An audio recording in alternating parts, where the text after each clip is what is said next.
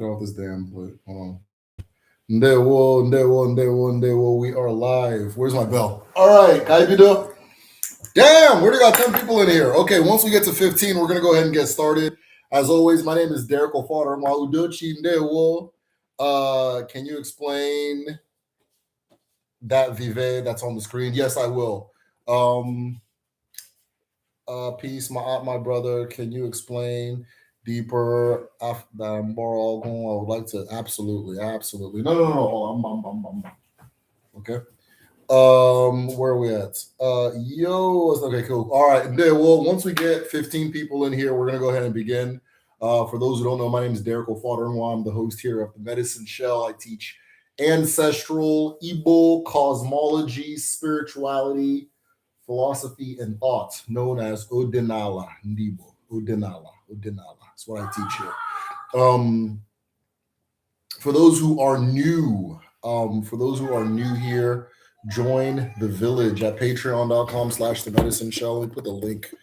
Let me type the link now so you guys know I'm not playing.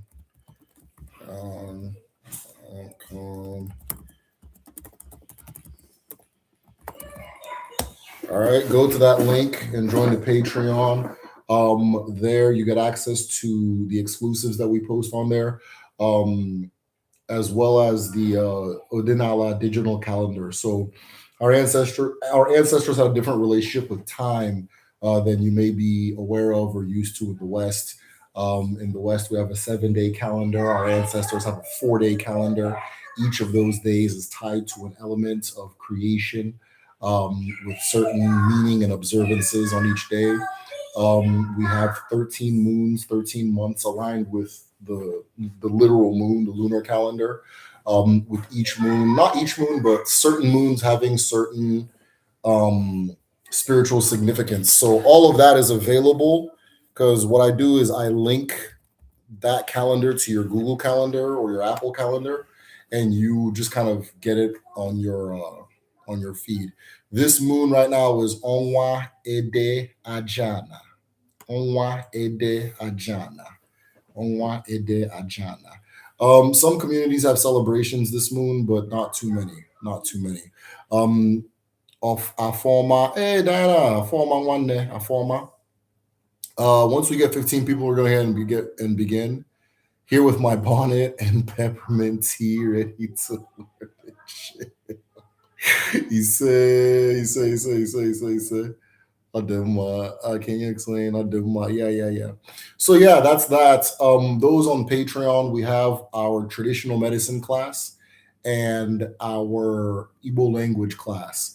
If you are interested in learning the Igbo language, or not even interested, if you have made yourself an oath, a promise, a resolution to learn the Igbo language this year, it's still January, so if it's something you want to learn sometime in the future, make that resolution now and join. Our next class is going to be in March. So we have 12 seats. I think right now for Igbo 1, we already have 4 seats full.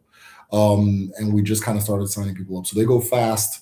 If you're interested and want me to hold you a seat, maybe you get paid in a week, maybe you get paid at the end of the month. Whatever, just send me a message on Patreon, send me an email, just get to me and say, hey, please hold a seat for me. This is my name. And I'll do that for you for the amount of time that you need. And then if you are interested in becoming a traditional healer and learning Odinala at a very, very, very deep level, we have our traditional medicine class. I actually taught the traditional medicine class this last time around, and I had a lot of fun, and I think I want to continue doing that. But normally we have a DBA that teaches us, so we may tag team, we may do something else, but I had a lot of fun with this last one. I was introduced to some really incredible things. So many things happen on Patreon, in our group studies, in our classes, that like I can't be sharing other people's work. But like, for example, now in our All 2 class, we had like final projects, and some of the things that were presented were mind-blowing and incredible, right? Like everybody who presented went not only above and beyond, but like it was amazing. And if I were to to share it on YouTube, I think it would change the whole world. So if they want to share it, wink, wink, wink, wink, I highly encourage them to share it, right? On their own platforms or however they want to do it. But that being said, we are here. Once we get 15 people, we're going to go ahead and begin, right? We're going to go ahead and begin. Where are we at? I don't know if you guys can tell, but I've been doing too much as of today and yesterday and the day before and last week too. I'm also a student, so that I don't. I have no idea what my limitations are, so I usually find out as things crash. But so far, so good, anyways. But I'm very busy. Odinala, hey Derek, what's up, my brother? Kevin, Udo. I feel like Kevin. I don't know if I've seen you in a while. Kekide, how are you? How are you? Okay, I'm going to be answering questions once we get to 15 people. So take this link, post it on the family group chat. Post it on the family group chat for no reason. For no reason whatsoever. Just post it on the family. Take the link to this and post it on the family. In fact, hold on. I'm going to post a link right here. Take this damn link.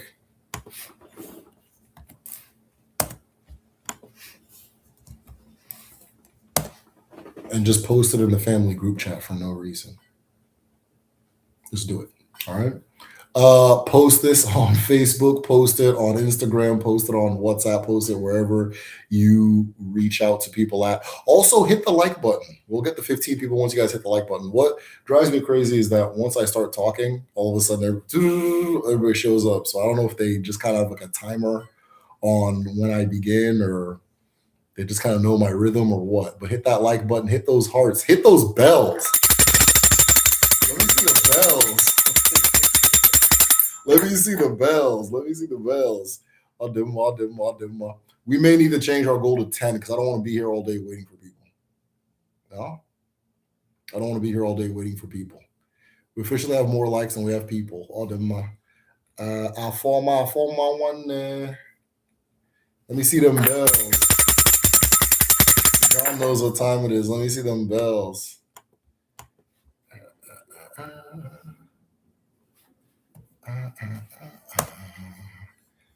I'm checking something right now while I'm talking to y'all.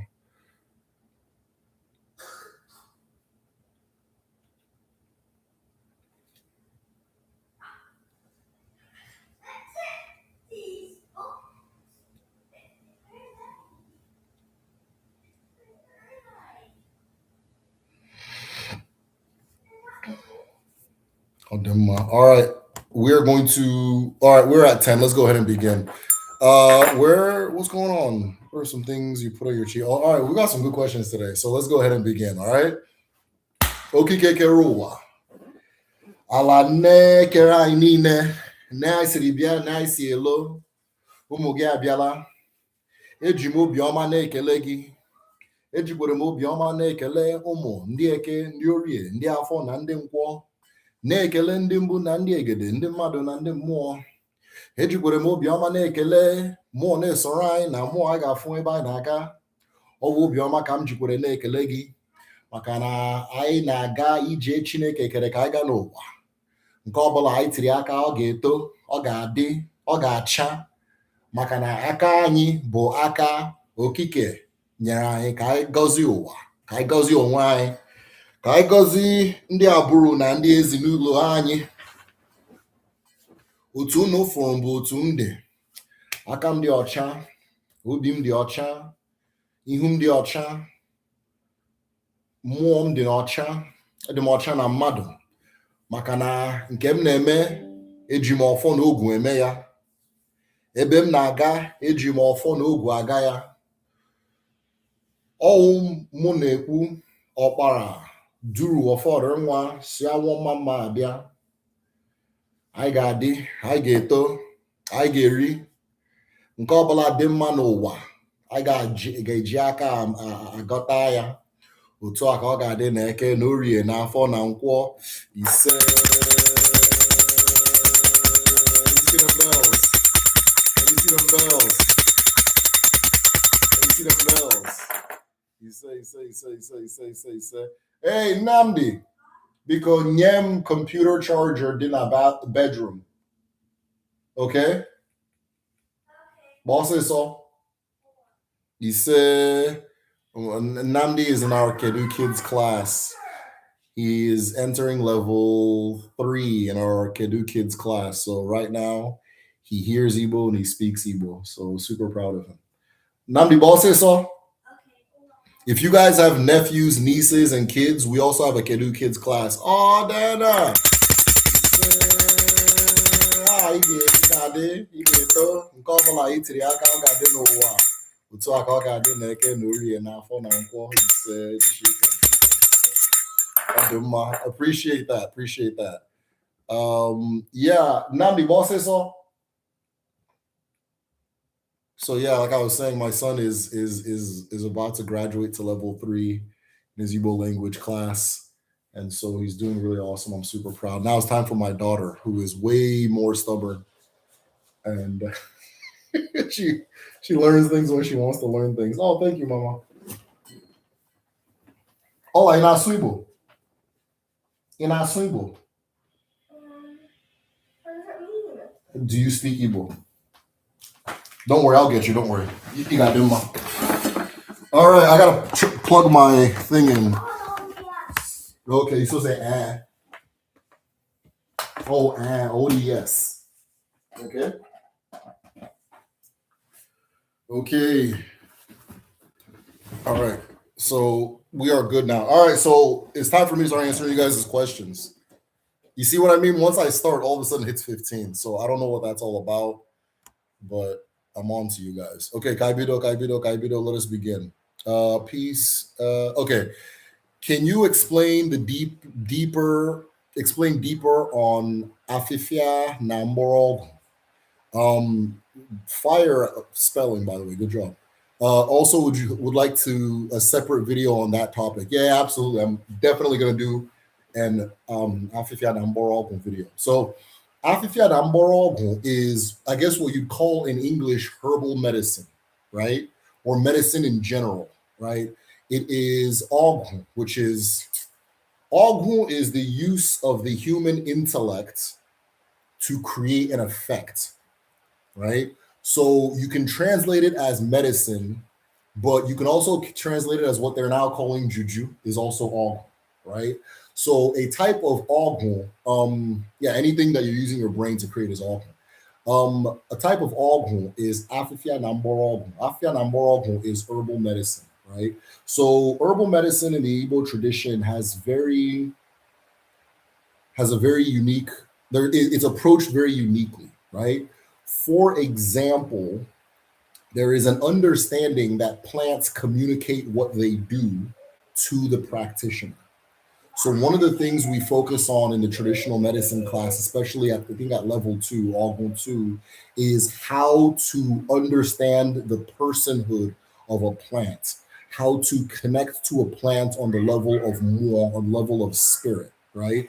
I remember one of the exercises we did this quarter was everybody had to go into their backyard or their yard and identify the plants there, and then come back and tell us this. Spend time with the plant, come back and tell us this plant's personality, all these different things. Now, without anybody being told what these plants heal and people would say, okay, this feels like an old woman. She feels protective, and then you go and look, and it heals all the things that would be related to the old woman. This feels like a young woman, it heals all the things related. There was just so much synergy between what it did and what it felt like, right? So this is one of the unique approaches as far as Afifia Namboroghu. The phrase Afifia Namboroghu specifically says like foliage and roots, okay? And so, I'm currently working on a video right now on Njokuji. Njokuji is the Abara of the yam. I thought it was going to be a normal Abara video, and I started finding a lot of really interesting historical stuff. I actually think Njokuji is the most important Abara in African history, not even just African history, right?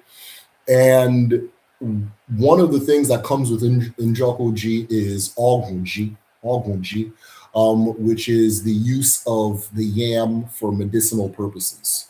The use of yam for medicinal purposes. So its roots, its skins, all these different things, how to make it do hundreds of different cures and different things like that. So Afia Namborogun is very vast. Every has a wide range of things it can do. And one of the types of dibias that deal with Afia Namborogun are dibia Mborogun or herbalists, herbal dibias. Okay, herbal dibias. Not every dibia is an herbal dibia. Not every dibia is also does specifically one thing. What? It's whatever your agun guides you to do is what it's going to be. Now, the reason there is such a strong association with Afifia Namorogun and dibia work is because Ola, let's be quiet, mama. Uh-huh. Is because the abara that guides dibias, which is Arobinago, is also the abara of nature, plants, the consciousness of the earth, right? The consciousness of that which is living, nature, plants, all forests, all that stuff. So there's a close association between her um, healing work, which is Dibia work, as well as just vegetation in general. One of the things that I don't emphasize enough is that once you are a Dibia, you are acknowledging that you're a part of a world. And this world is known as Uwa Agu. Uwa Agu, the world of Agu, the universe of Agu, the realm of Agu, right? And as a member of Uwa Agu, right, you are one of many members of Uwa Agu. Many of those members are plants. Many of those members are plants, right? So, yeah, individuals of the Afo element, which is I think today's Afo. Individuals of the Afo element are also today is Afo are also tend to have a stronger relationship with plants, but they're not the only ones who can. If that makes sense. So I don't know. Cool. Can you explain the Veve that's on the screen? Yeah, I'll do ma. So one of the, if you guys have seen the thumbnail, it's a thumbnail of cardinal points, like the four cardinal points, and then it has symbols for Eke, Urie, Afo, and Nkwo. And yeah, I don't know what else to say, but in ritual, what you do in ritual is you see 23 people now that I've started. But when we needed y'all, you weren't here. In ritual, or one of the things Odinala teaches you to do is to give concepts physical form. It's to give the abstract physical form. So it's enough to say Eke Uria Afo Nkwo, but to actually give Eke Uria Afo Nkwo physical form, or to give a prayer physical form, or to give a manifestation physical form is significantly more powerful than just saying, right? Than just saying it. You understand? It's enough for somebody to say you're in danger, right? Then somebody goes, you're in danger. You hear a gunshot. That's a whole different feeling, right? You're in danger. Then you see the thing that's putting you in danger, right? Maybe ice pulls up.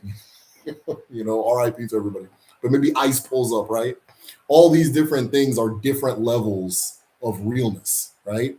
And so what we're doing is we're taking the abstract and bringing it into realness. And one of the ways you can do it is by illustrating it on the ground, right?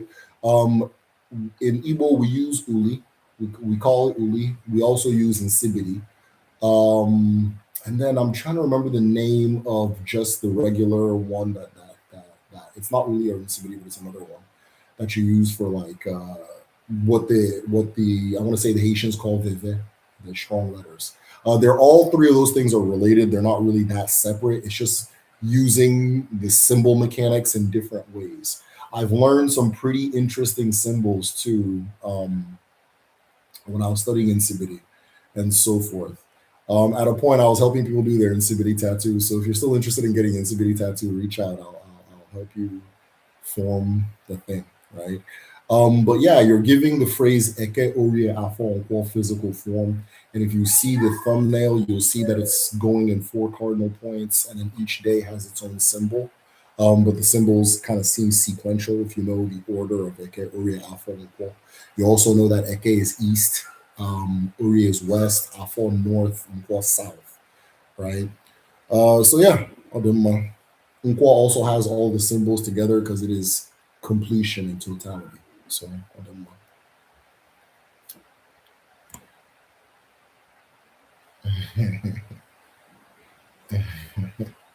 What does Onwa Ede Ajana symbolize? That's a very good question. So the name Onwa Ede Ajana, right? The name Onwa Ede Ajana specifically says the moon of Anna's cocoyam, right? Who is Anna? Anna is Allah, Ali, the earth. Okay? Allah, Ali, the earth. In Odinala Ndi Igbo, the yam is sacred. The yam is sacred. G is sacred. If you are one of these people, right? That food source, that food source is the reason you spread throughout Africa. Just know that, right? It's integral to that. And in the Igbo tradition, we preserve its importance by honoring it. Now, the way it goes is that in the Igbo tradition, men plant yam and women plant cocoyam. Men plant yam and women plant cocoyam. So the cocoyam is the ede, cocoyam is also used for tattooing.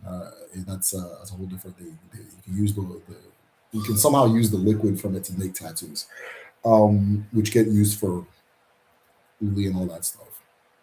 But the cocoyam is used the same way that men use the yam. I have a theory that originally women use the leaves that grow because the yams grow underground and then the leaves grow above ground. I have a theory that the women were using the leaves prior and then later added the cocoyam because cocoyam's from South America, right? So I think I came later. And you still see that today. So women harvest the leaves from the yam and use it to do different things, and men harvest the actual yam itself. So I don't know. But this is Onwa Ede Ajana. So the Anas Cocoyam. This is the first moon of the year if you're following the Gregorian calendar. But in the ancestral calendar, technically, our first moon is the next moon. The reason it is the next moon is because we don't believe that things exist as one. They have to come in twos in order for them to be complete. Okay. So this ties into Igbo numerology. You also see this throughout West Africa, but I mean, I know why, you know. You see this throughout West Africa, but things have to happen in twos in order for it to be one. So the first moon of the year hasn't officially started yet, right? The first moon of the year has not officially started. The year starts on the second moon, on the second moon. And so that's the moon coming. So what you're going to see is you're going to see a bunch of communities start having a bunch of masquerade situations. You're going to see different celebrations wherever there's an African diaspora. You're going to see them, and so forth. And a lot of people have kind of forgotten why they're celebrating on that day, but it's because you're celebrating that. Okay, this year is actually going to happen, right? So the first moon doesn't really count as the new year in the Igbo calendar. It's the second moon, right?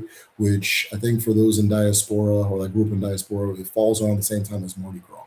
It's the same thing it's the same thing you're celebrating. That's, I strongly theorize that is the origin of Mardi Gras, is the African New Year, right? Which is the second moon, not the first one. So that Onwa Ede Ajana, this is the moon. You're not going to see too many celebrations. Some people will give offerings to Anna this moon, right? Will give offerings to Anna this moon. Let's just say she's in labor right now. She's in labor, and the child is about halfway out. The child is about halfway out. The child is the moon. So right now we're seeing ahead. And the next moon, the whole child is going to come out and go, okay, the process was successful. Nobody passed, nobody was hurt. What is the market day? Today is Afo. I'm going to double check No, no, today is not our fault. I apologize, everybody. I've been saying it's our fault. Today is Urie. Today is no wonder I was tired yesterday. Today is Urie. I am so lost in the sauce. Today is Urie. Today is Urie. Today is not our fault. It is Urie. Okay. Today is Urie. The Afo is tomorrow. Eke was yesterday. You know, yesterday I was so exhausted. I just kind of like lied. I didn't do anything, but I think my body's already conditioned to just rest on Eke day. And so yesterday was Eke. Today is Urie. Urie is the element of water. Urie is the way we talked about in the traditional medicine class. We talked about Urie in Algon 1. And what I was explaining about Urie or about the water element, if you want to understand water spirits, understand this. Water is the source of all the things that make life good, but that you don't necessarily need for sustenance, right? So think about like aesthetics and music and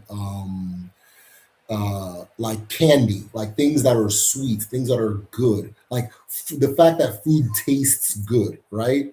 It doesn't need to for you to be to sustain, but if it doesn't, are you really alive, right?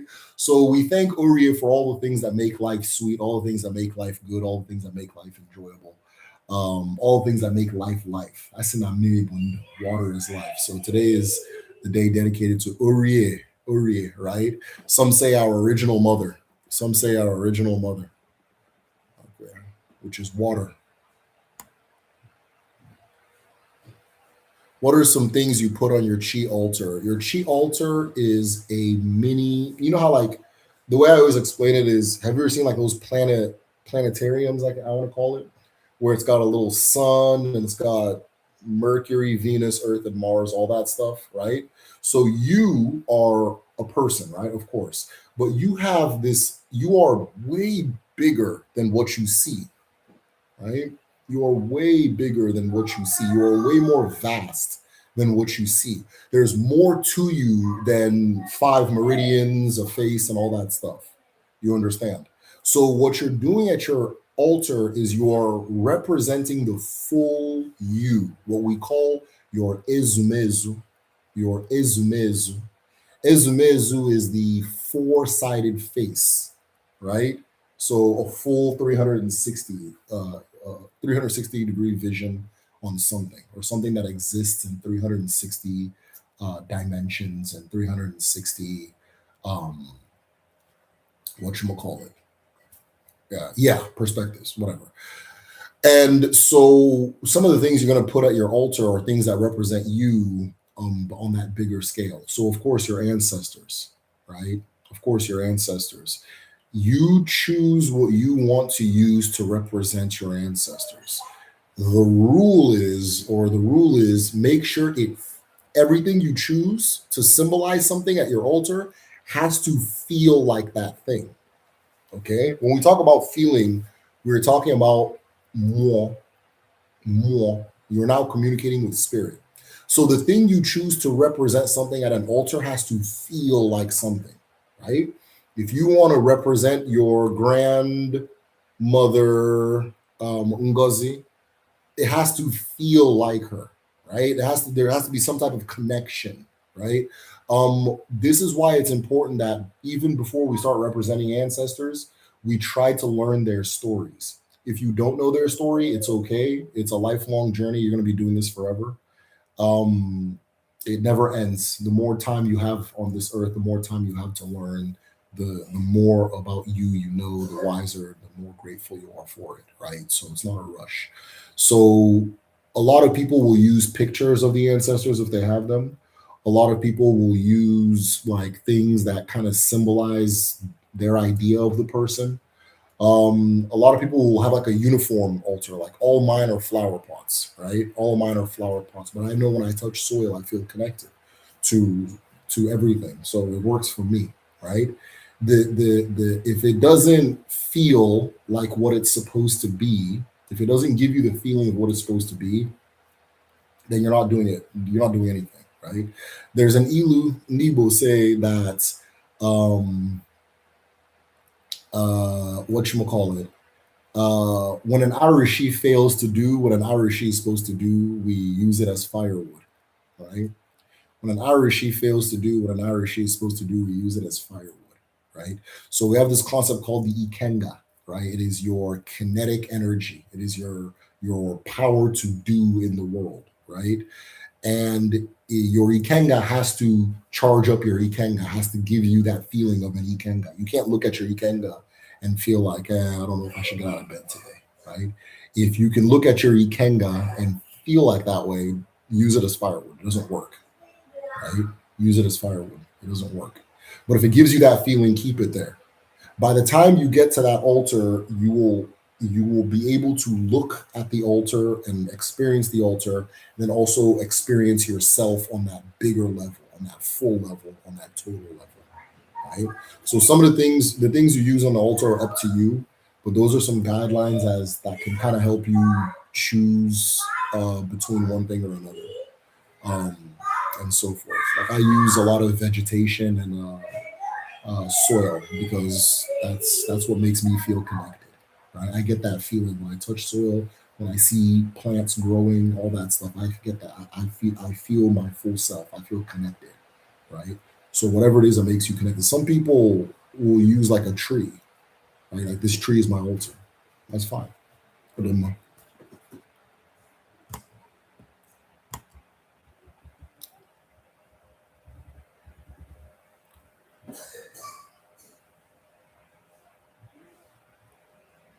Olotumare one. I've never heard of Olotumare before. Olotumare. I don't mind. It's not the Majishika money. From my experience with plants, like certain alcohols, whole long time trying to find out the origins of the Igbo leopard hat. Apparently, the contemporary one is not Igbo origin. Any thoughts? Yeah. So the leopard hat that you see today, which is like red, white, black stripes, that is from sailors. It's from sailors. It's from European sailors.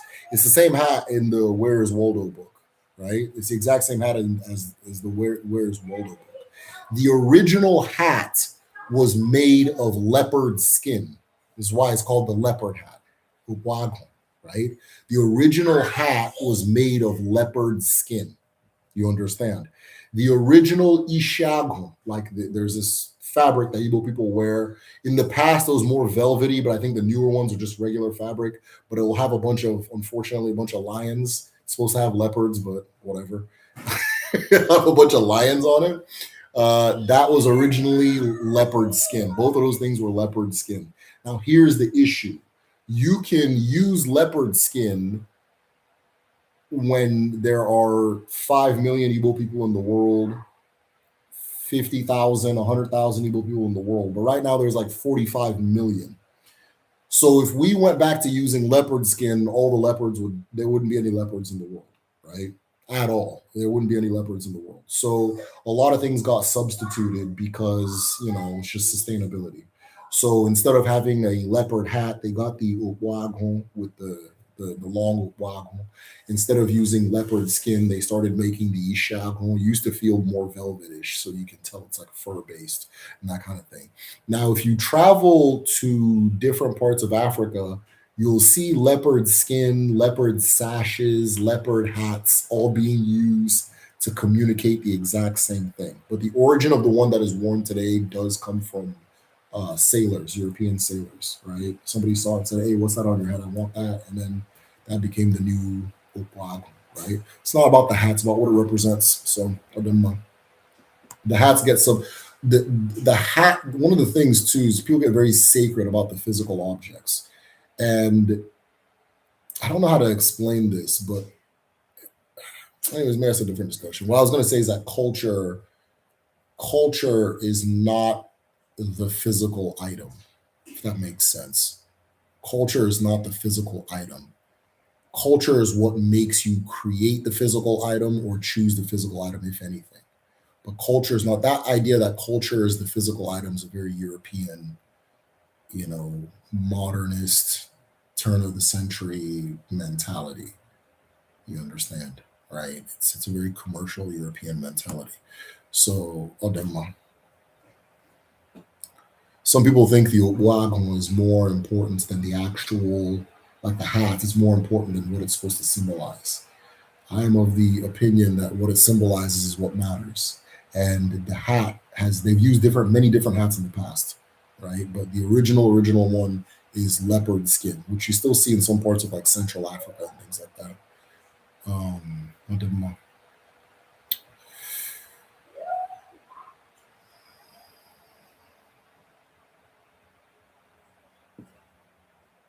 Is it through plants and trees that arrow is disseminated? Arrow can be contacted through plants and trees. It is not just plants and trees that arrow is disseminated. Very good question. It is not just plants and trees that arrow is disseminated, but it can be contacted through plants and trees. It can flow from nature to person by way of plants and trees. Good question. Very good question. I strongly believe that the old woman you're dealing with when you're doing ayahuasca is Arobinano. I strongly believe it. I strongly believe it. Strongly. Right? We always talk about contacting an old woman, or they call ayahuasca like something about an old woman. I believe that's Arobinano. So that's a one way of contacting Aro by way of plants, right? But it's not only in plants, it's also in people, right?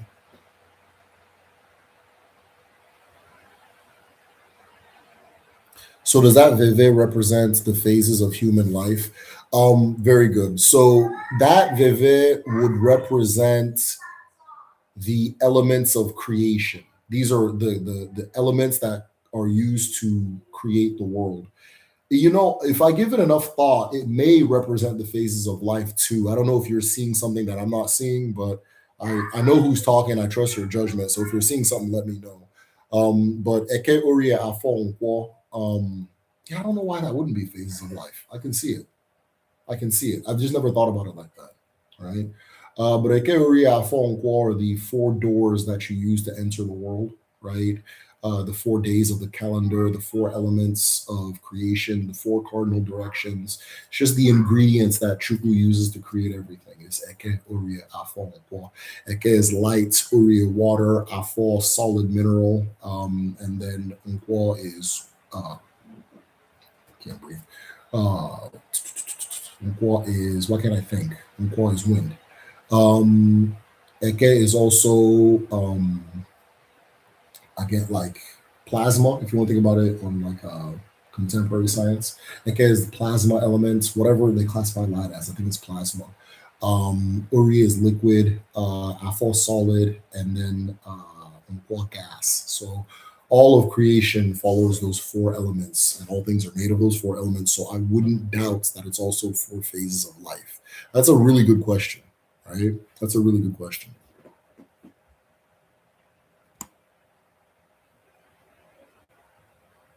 Okay, back home it's our fault. Yes, yes, Diana is correct. Back home is our fault. So for yes, Diana is 100% correct. So back home it is awful. Uri finished 3 hours ago. Damn, Diana, you're tapped in for real. Huh? I'm going by my time zone, but yes, right now in Igbo land it's our fault. So I was, I guess, correct, and as was Diana. Ndewo Creative Force, good seeing you. Arinze is a name given from Ani and Allah. My hometown, my town is Orie Market Day. Odema. I think I missed. Did I miss something? Did I miss a question? Let me go back and check. Okay, Chi Altar, we did that. I see the bells. I almost rang the bell. Plants or certain alcohols, long time, trying to find out the origins. We got that. Plants, we got that. Can do. Hey, Michelle, hold on. Let's start. I want tea. You want tea? Yes. Okay, mommy's coming home soon. She'll get you tea, okay? Okay. All right. When I was a new parent, I was very cool with my son being on camera. But then after you mature as a parent, you realize that you're out of your goddamn mind doing that. So I'm trying to keep the kids off camera these days, but they don't agree. So it's an uphill fight. So that Vivier represents phase of life. Okay, back home it's our fault. Yes, you're correct. Arinze is the name. Okay, how late am I? Ah, no, you're never late. Bella, our ancestors say that when a person wakes up is their morning, right? So if you're just waking up right now, good morning. You know, you can never be late. Uh,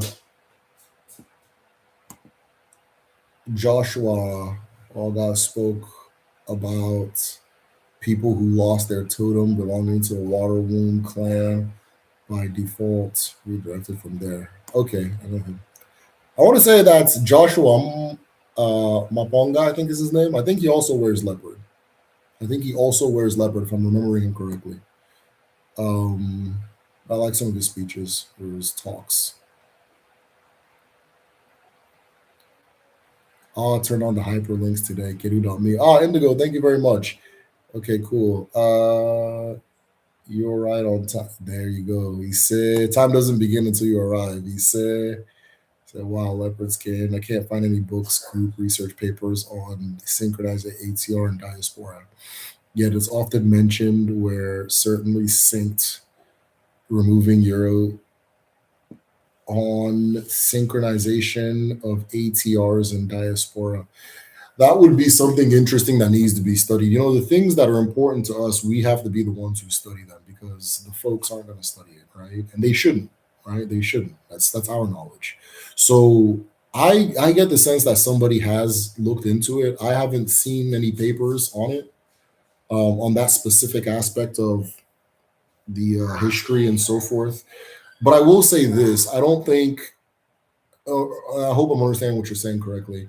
I don't think syncing ATRs would even be difficult because we're all saying the same thing. It's the same thing, right?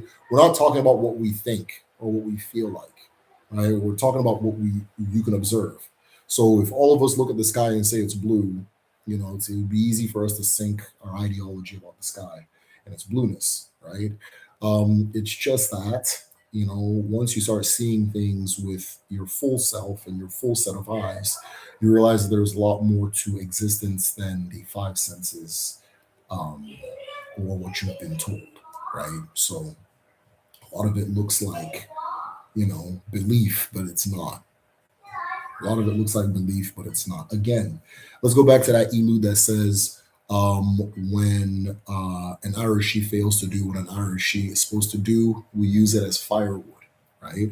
Now, when the Europeans landed, they saw the Irish and said, oh, these are their gods. These are their gods. They worship this thing, or this is their fertility goddess, and woody, woody, woo, all that stuff, right? But here we are telling you if this thing is supposed to make me fertile and it doesn't make me fertile, I'm going to use it as firewood, meaning that 200,000 years later, the things we're talking about actually work. We're not talking about what we believe. We've burnt all the ones that don't work, right?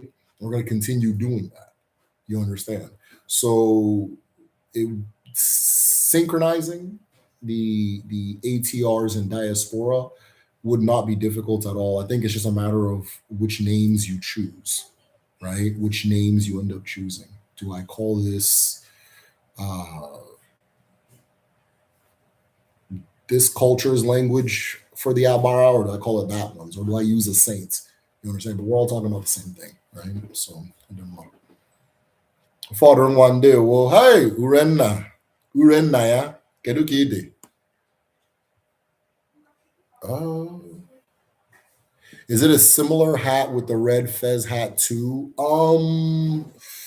Yes, yes and no. So the origin of the red hat is from Onitsha, a town called Onitsha.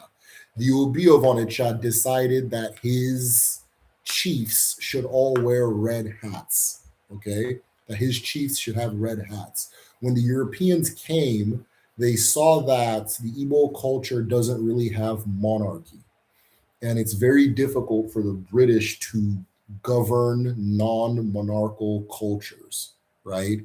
Because they have this video called Daybreak in Udi, where the colonials are trying to build a road in a certain village, and the issue they were having was in the village assembly, which we did things democratically. So in the village assembly, in the Aha, one man said that he doesn't want to build the road. And because that one man said no, the road couldn't be built, right? The road couldn't be built. And they even said he has two wives, and both of them are going to go to the Women's Council and agree and say no as well. So we can't we have a stalemate on this situation.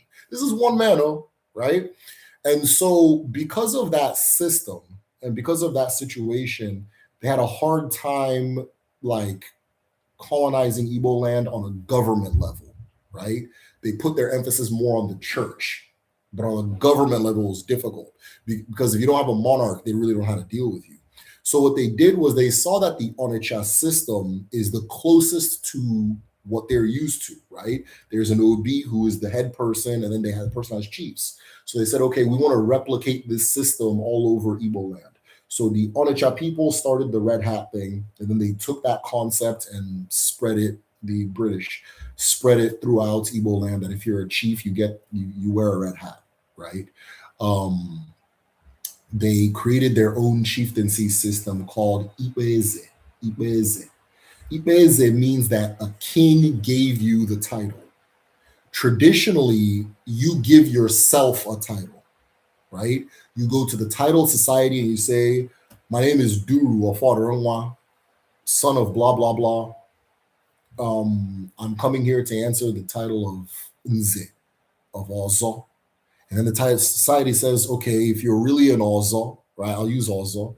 If you're really an Ozo, you're going to cook a meal that feeds the entire town. And so then you go out, you get all the ingredients and all that stuff, and all that you procure it, and you have this giant thing. You feed the whole town. They say, okay, this person's worthy. Once you fed the whole town, you then do your initiation, your isolation, you do your ritual bath, you do your trance, all that stuff. You come out and then you dance with the Ozos, and now you're an Ozo. So that's how they did the titles originally, right? Same thing with the Dibia title. You become a Dibia once you're born a Dibia, but you say, okay, I'm ready to accept my title as a Dibia. You go to the Otuagu, the Dibia group, the Dibia society in town, and say, my name is Duro Fadarunwa. I'm a Dibia, right? That kind of thing. Okay, then let's begin your Irago and all these different things. So you gave yourself titles in the past. But then they created a new thing called, the British created a thing called Ipeze, which they didn't create, they just took it from Onitsha, right? Where a king gives you a title, right? So you're kind of somewhat beholden to that king, right? And then they created a bunch of fake monarchies all over Igbo land and that kind of thing, which are giving us headaches till this day. But some of them existed before the British, like Onitsha. So they wanted to replicate the Onitsha system everywhere, and that's where the red hat gets introduced. But it doesn't mean that chiefs didn't have hats in the past and they were uniform. There was always a hat that they wore, right? There was always a hat, and the hat could be anything. You understand? It's just if the community agrees this is what we use to symbolize this person, then so be it. So at a point, they were using safari hats. There was a point where they were using bowler hats. It's usually like a hat that's hard to acquire. So usually a foreign hat. A hat is usually foreign because it's hard to get a hold of, right? So they were using the bowler hats at one point. They're using the safari hats. They're using leopard skin, all these different types. There was like a white hat that people used to use, like a white hat. A lot of the masquerades you'll see back home will be, if you look at their headpieces, sometimes they're showing the hat that was being used in the time that this masquerade is symbolizing, right? So very, very interesting. Those who are interested in fashion, a lot of history there, a lot of history there. But yeah, that one is, there was a decision made by the Onitsha chief, or not chief, I'm sorry, the Ubi of Onitsha in his own time.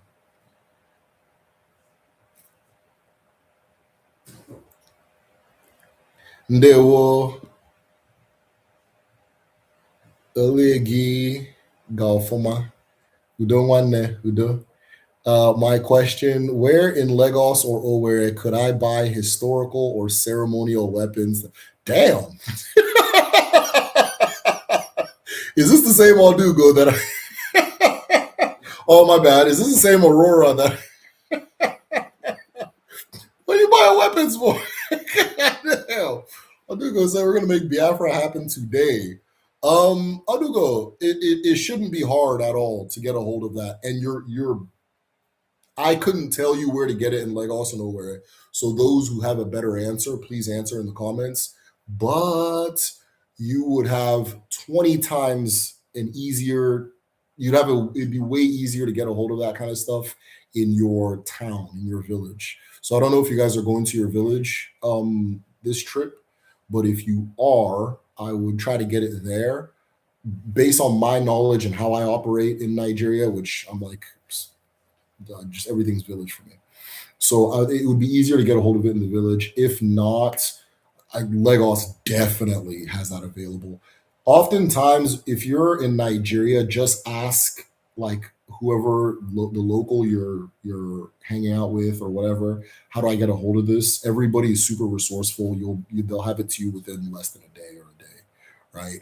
Um, and then of course, be reasonable with your like. Make sure the pricing is reasonable, right? If they tell you this price, now, you know this, but in Nigeria, prices are like you fight for your price. You haggle. So they're gonna throw a price at you and go, no, I don't like that. Give me this one. Right? I'm only paying this, and you stand your ground. We were just having a discussion on our group study about how Nigeria is very much about standing your ground, right? Sometimes people go push, and then you stand firm, like okay, all right, no problem, right? So yeah, you stand your ground. Okay, no, I'm only paying this for it. They're gonna throw a price at you because they think you're a billionaire because you're coming from America. So, but I think that's dying down. I don't think Americans have the clout that they used to, or foreigners have the clout that they used to in Nigeria, since people started doing Dirty December and uh, uh, there was a bunch of people that would go to do Dirty December and they would charge everything on their credit card, and then they'd go back to America or the UK and they'd say, "Oh, somebody in Nigeria has been using my credit card. It's a scam," and then all the purchases got canceled. And so, because of that, I think we've lost our clout. People now know that we're living paycheck to paycheck. But yeah, so they're gonna, yeah. I would get it in the village, but if you don't want to get in the village, you can definitely find it in Legos. Just ask the person you're with. Just ask the person you're with. Cool question though.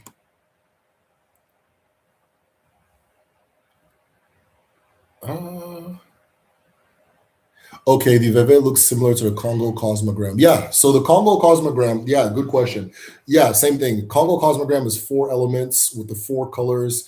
Odinani, we use the exact same four colors, four elements, all of that. It's the same thing, right? It's that. It's the same thing, you know.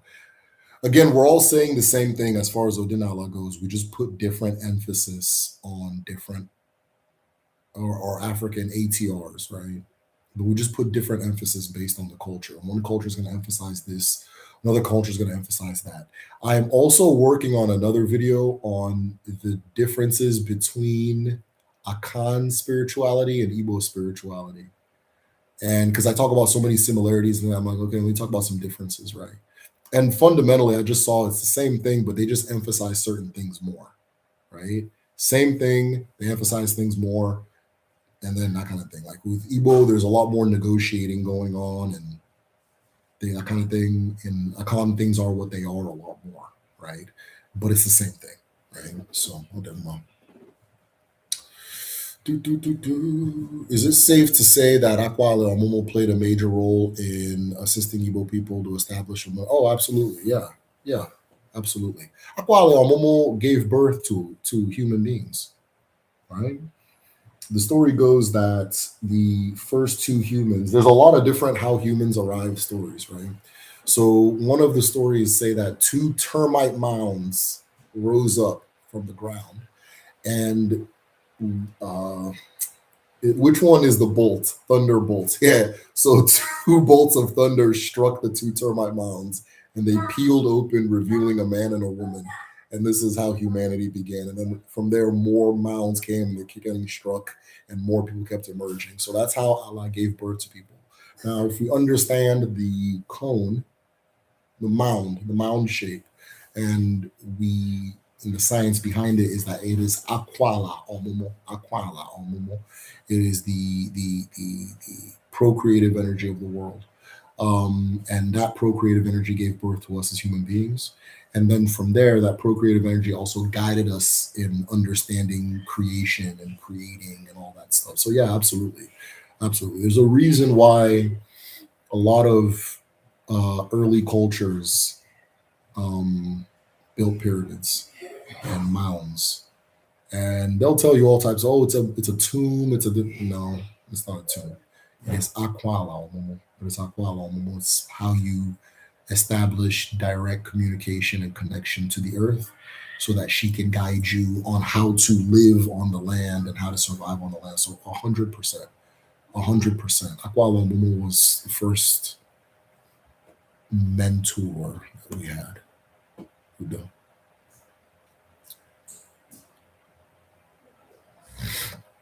Vive is based on Dikenga Cosmogram. That's why it looks familiar. There you go. Well, I don't know about base, but they're all saying the same thing. It's the same thing.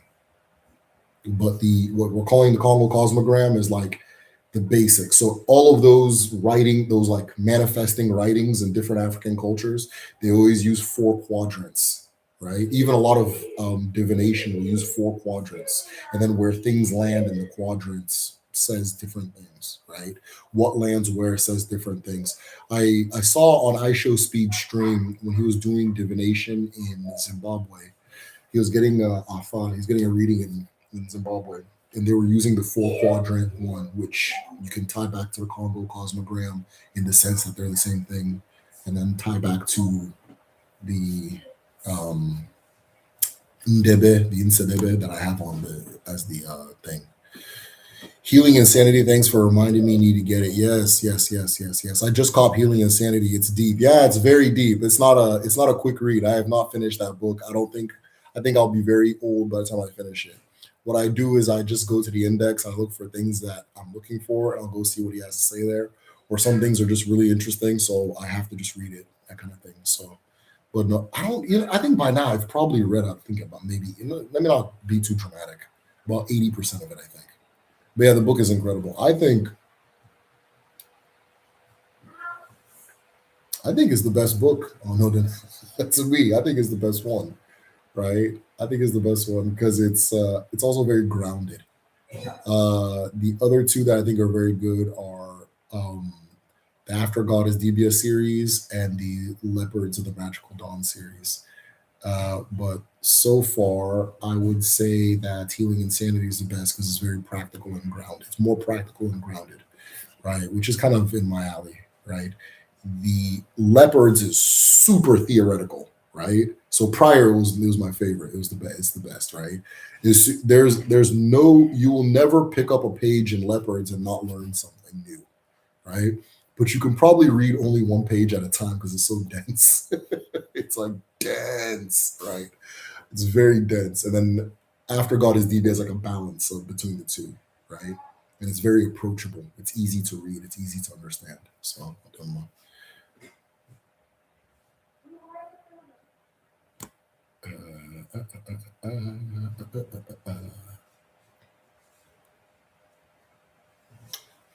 Uh, what do you think about the Inca tribe in South America? I don't think I think about the Incas too much. They are super fascinating, though, right?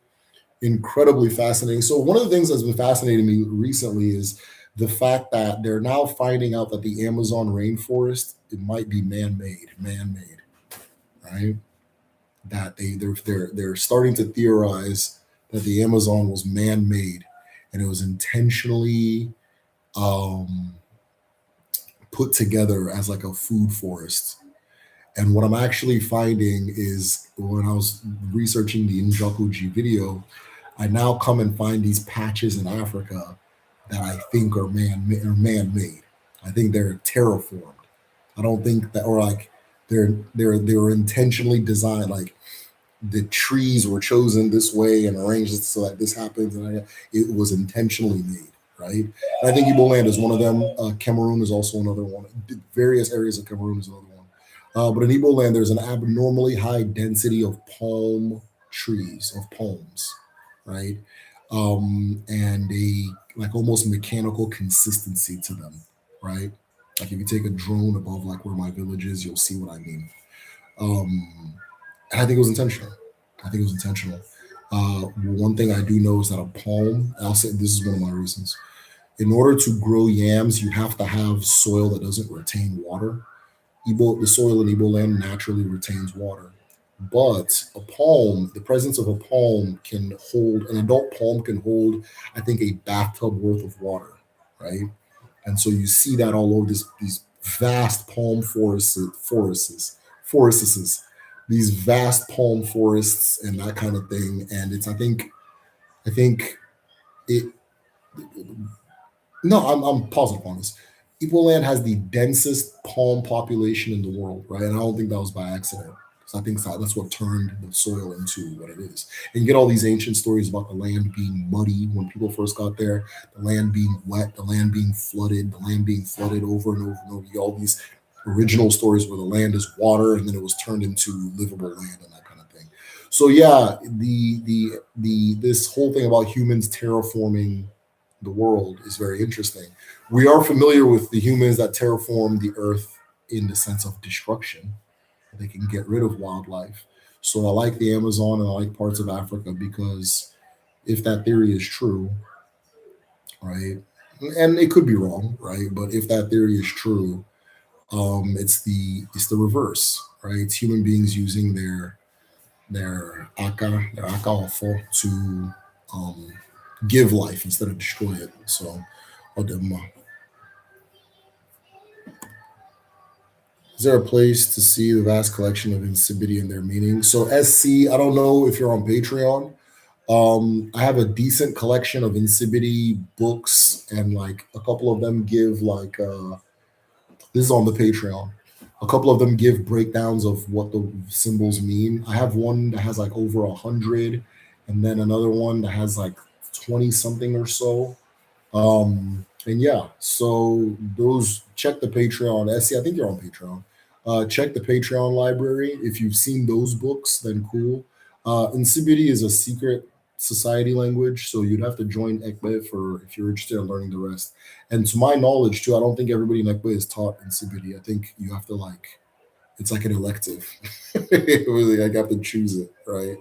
But yeah, you have to join the secret society of ECBE to learn Insibidi in full. Um, Otherwise, there's a very good collection on the Patreon library of different insipidity symbols and things like that. And as you look at the different ones and you learn them, you start kind of seeing the pattern and how things are formed and what is what and that kind of things. Like, okay, this things start making a little bit more sense, right? I have a theory though. So in the traditional medicine class, we study Afa, right? And so we learn what all the different Afa symbols are, like all the phrases mean, what they say. And I started seeing some patterns. I started seeing that there would be like a word in Afa that says like woman, river, this, that. And then you go and check the insipidity symbol, and it's the same or similar for all of them, all those words.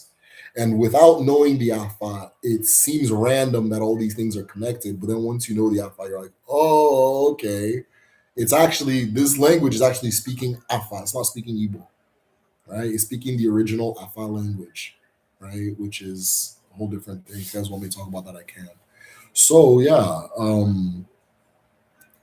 that was something that a pattern I've noticed, but I haven't looked too strong into, so I could be wrong on that. But I did see a couple of things where it's like the insibidi symbols correlate, like all the similar insibidi symbols correlate with the similar Afa words. So that was interesting. So I don't know. Adị m ezigbo mma, kekwanụ adị mma nwanne adị mma. Ka ọrụ na-aga. Ama m na oyi Texas batara unu ebe ahụ. Akụ ya? Fake oyi of Texas. Anyways, yeah, interesting. Where can I find more about title giving?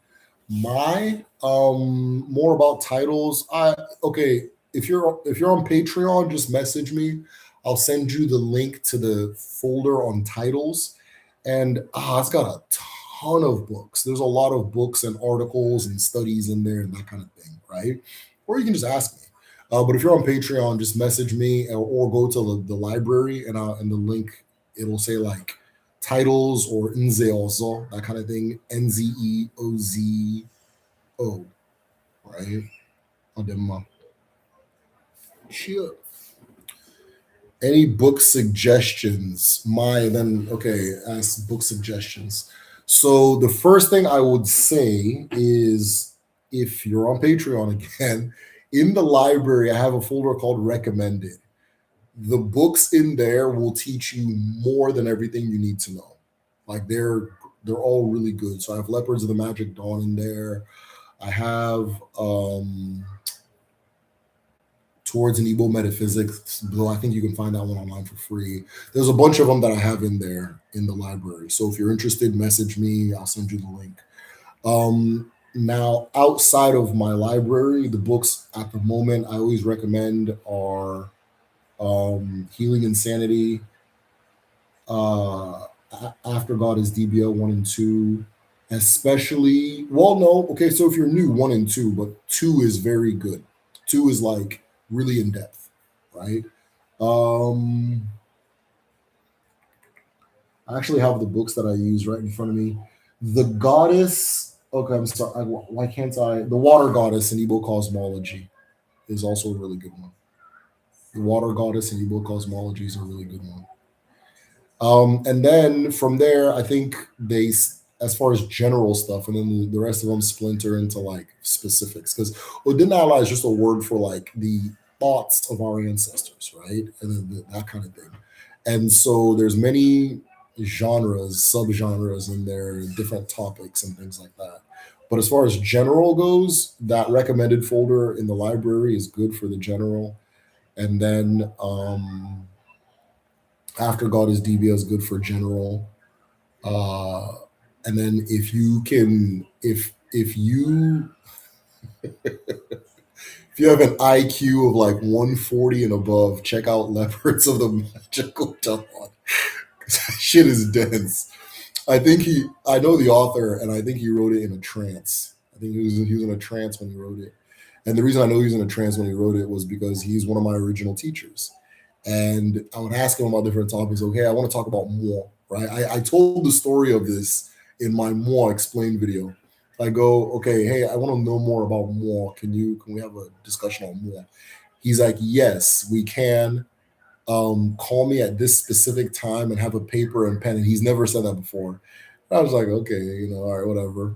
And I call him at the time. I'm like doing groceries. And he just starts like firing off these words, right? It's like, and like, it was deep shit. Like, it was intense. I ran back to my car. I grabbed the receipt. I'm trying to keep notes on different receipts and little pieces of paper and that kind of thing. And he wouldn't stop. He was like, so the book is kind of written. It's written like that, right? And when he was done, he went back to his normal speaking cadence. And I was like, oh, okay, that was interesting. And then we started talking about some interesting things once he was in his normal speaking cadence, like the fact that moi has a relationship between, like, there's a relationship between moi and blood plasma, and there's a relationship between moi and the sky. There's a relationship between moi and the egg yolk, but not the yellow part, the outside part. I don't know what it's called, right? The part that turns white when you cook it, right? All just different stuff. Like, it was just blowing. This is saying this new stuff. He taught me how to make a vampire.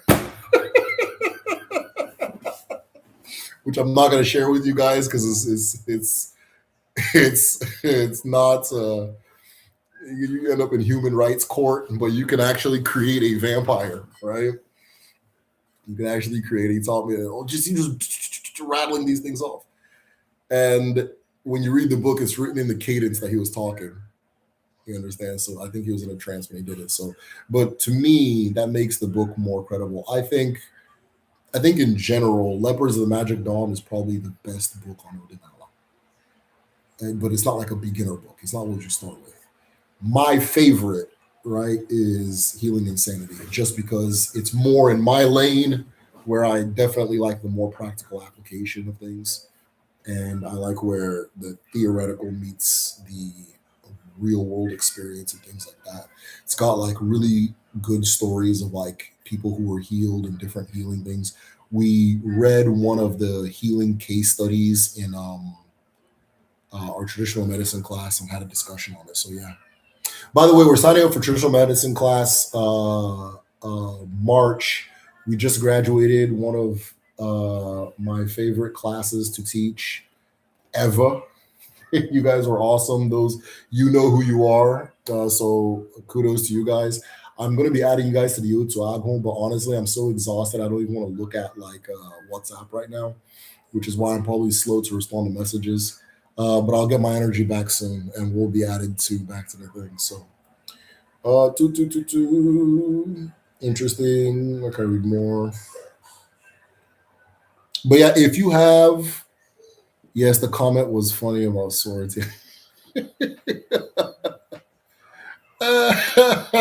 I'm trying to be a collector like them, Oibo.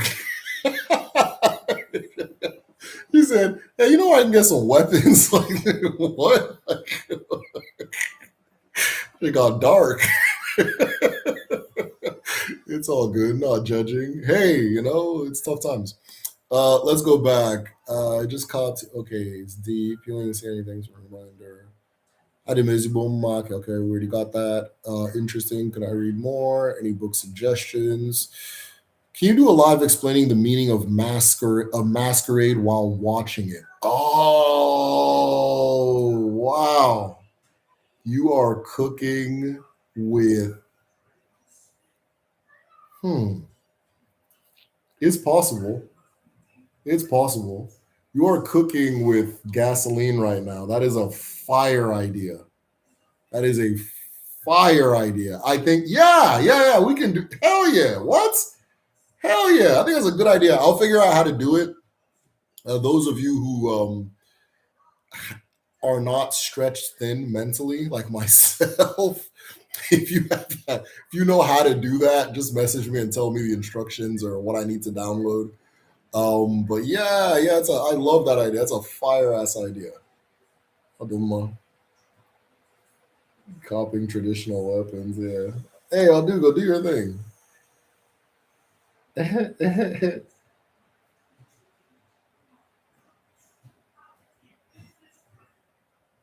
The Y people, or are we calling them Y people now? I gotta stop with these slurs, bro. All right, the Y people are selling, auctioning African weapons all over the internet. Yes, they are. They are. You can buy them online too. I don't trust poacher or things that were poached. I don't trust things that were poached, right? And I have my reasons why. So be careful what you buy online.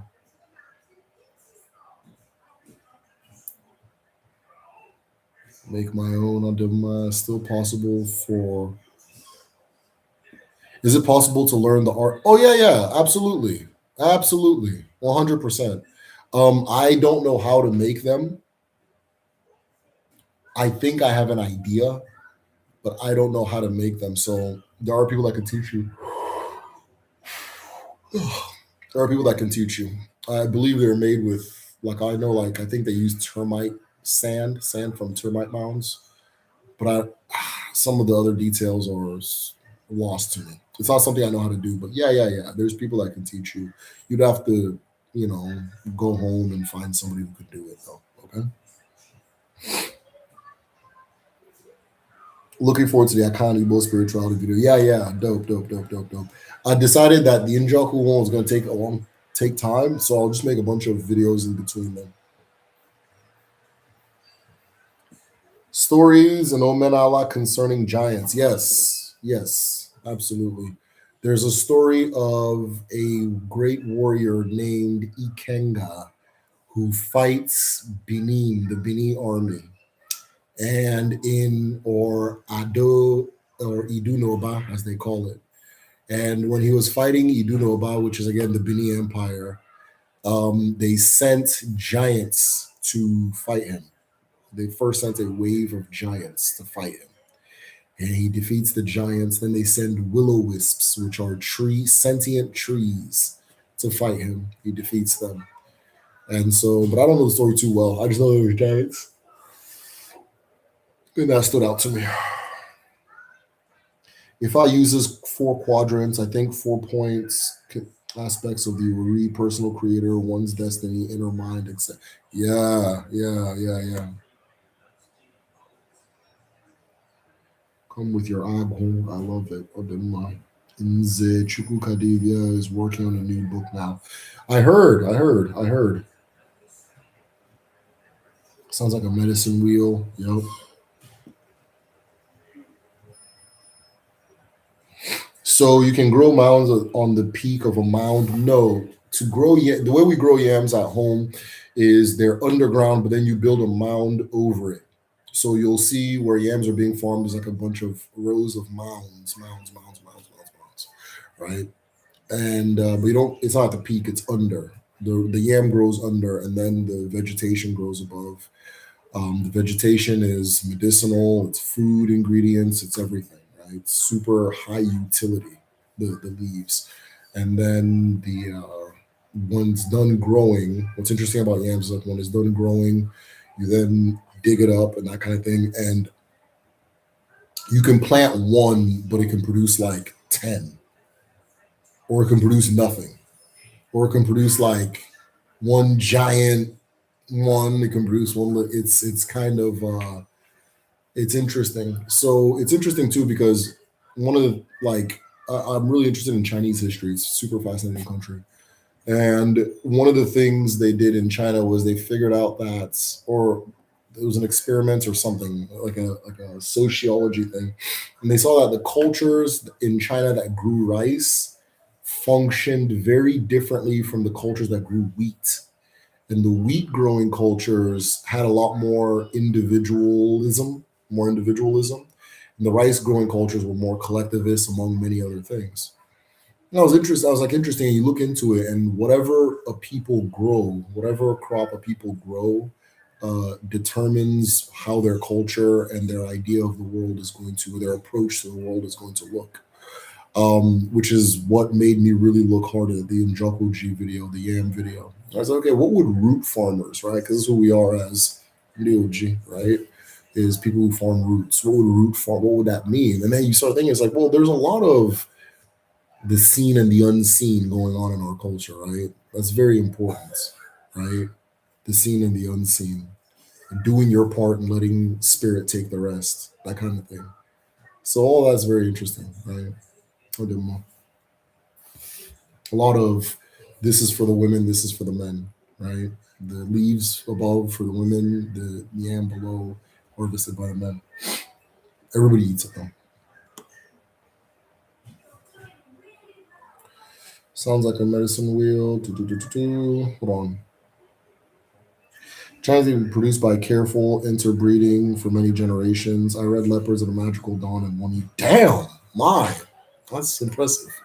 That's impressive. I also read it very, very quickly too, but it's super dense. Egg white, trance writing is the best. Such a wonderful state to be in. Creating zombies and vampires, scary stuff. Yeah, I did more. I did more. I don't trust buying online either. I want to touch it, feel the spirit. They say, you say, okay. That's all. That's all I wanted to say. So you got it. Good. Day one, peace. Peace, God. How you living, God? Does it matter for what time you pray or do Iwaji? If you do Iwaji at night, don't break the cola. Break the cola in the day. So you can touch it at night and whatever, but in the daytime you break it. Okay. Otherwise, just as long as the sun is participating, you're good. If the sun is out, you're okay. If the sun is out, you are okay. Right. Just the time you do Iwaji is when the sun is out. You can still do like an Iwaji prayer at night, but just don't break the kola. I didn't know this till like 2 years ago. So yeah, I didn't know. Are women allowed to become craftsmen, like wood carving and ironworking? There are crafts for women and crafts for men. Everything in like African culture is very like this one's for this, that one's for that. So certain things like iron smithing, women didn't do iron smithing. Wood, I don't know if women did woodworking. I'm not sure if women did woodworking, but like ceramics, women did ceramics. Weaving, women do weaving. What else? Ooh, ooh, ooh, ooh, ooh. Yeah, just depending on the craft is going to be for one or the other. But I think iron and maybe wood are men's crafts, or I think wood is general. Anybody could do wood. I'm trying to think if I've ever seen. Yeah, yeah, no, no. Yeah, I don't have an answer for wood, but I know ironworking is for the fellas. Can women?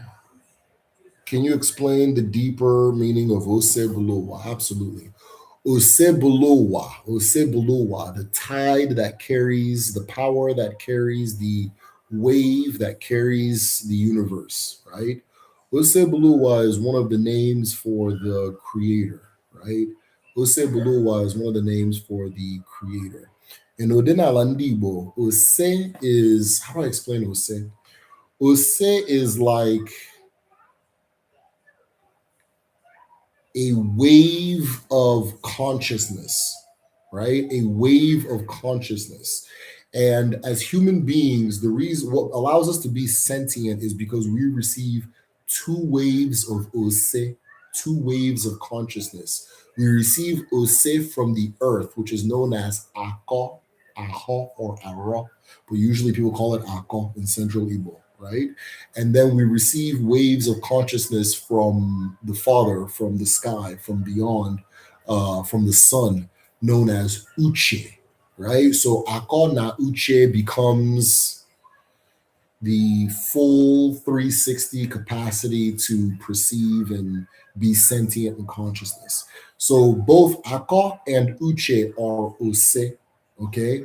And what Ose Buluwa is the Ose, right? We're taking that concept of Ose, that wave of consciousness is the is or that parcel of consciousness. The Ose Buluwa is literally the consciousness that carries creation, right? The sentient creator, the mind that made it, that created this whole thing. You understand, or the mind of this whole thing. So Ose Buluwa gets used to Christians have translated it as the Holy Ghost, but I don't know, whatever it may be. But Ose Buluwa is that thing, and so you can also receive Ose from both of our creators, the mother Eke or Allah, and the father Chukwu Okike Abiyama. Abiyama. Chukwu Okike Abiyama. It's a really good question. Osebuluwa. Osebulu. If you want to just say instead of Chineke, you can just say Osebuluwa, right? That's one of the names of the creator.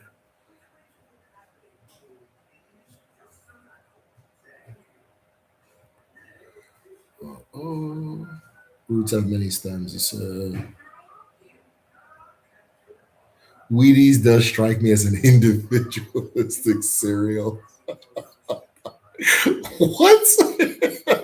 A pot of rice is definitely a communal meal. Okay, you talking about like vibes? You're talking about like vibes. I will say this though. Oh, let me not go there, man. But yeah, yeah. Pay attention to cultures that grow wheat. Pay attention to cultures that grow wheat. They have a certain way of doing things. You understand? They have a certain way of doing things. Okay, somebody hit the 100, so you know what I'm talking about.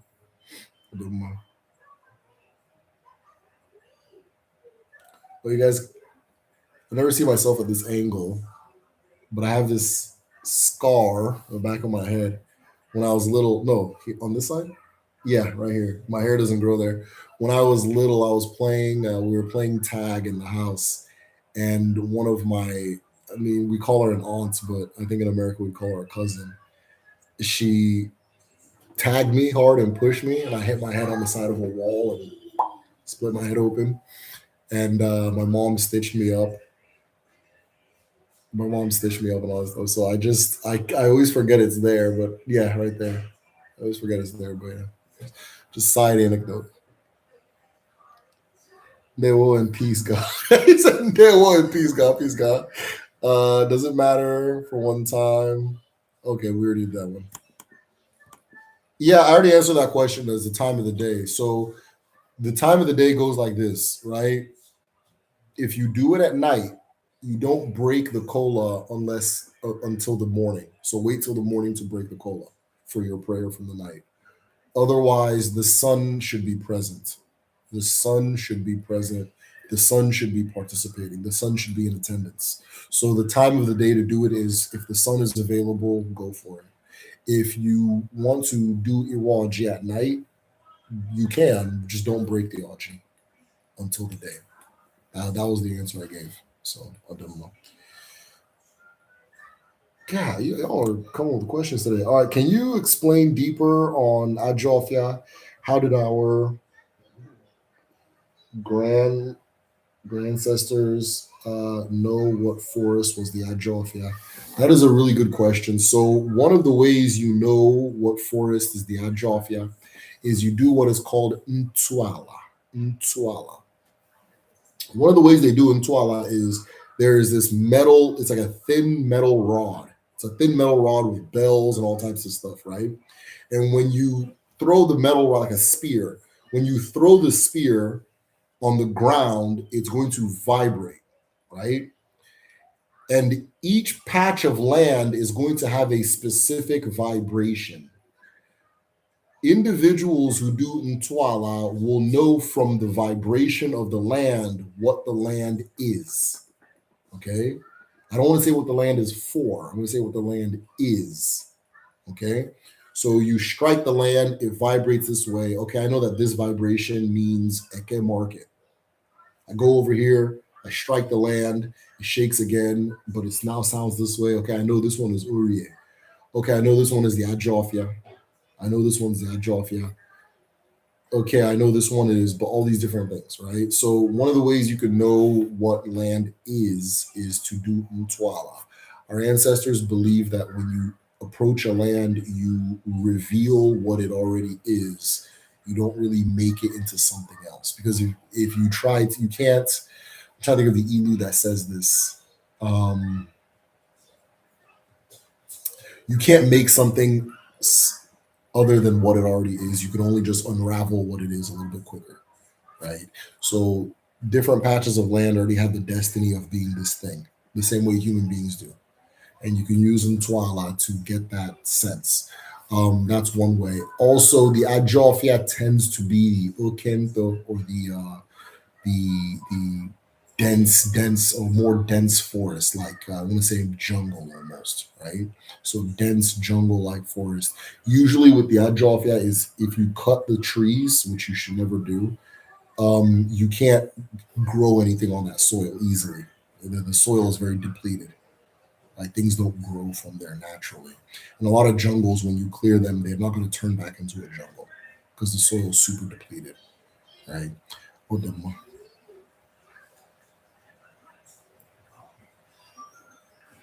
Is DBO work separated by gender as well? It used to be, but it's not anymore. So in the past, women were Izenwani, right? The term Dibia implies male, but everybody goes by Dibia now, so it's fine. But the term they used for the past for female Dibias was Izenwani. And Izenwani typically did water work and water related work, right? They also did more work with things like Allah and Akwala Momo and things like that, certain things. But even then, it was understood that whatever direction a person's alcohol takes them, that's just what it's going to be. But one thing you'll notice is in the past, some male Dibias would have a calling or an ability that's particularly female. And what they would do is they would turn themselves into a woman and then go do that thing, right? Upuru has a good catalog of this. As a Dibia, he's wearing his rapa like a woman and he's wearing a mask. And it's like, okay, I understand what he's doing in that process, right? So in the past, it was more, about that, but not so much anymore. And that's fine. It's not that deep.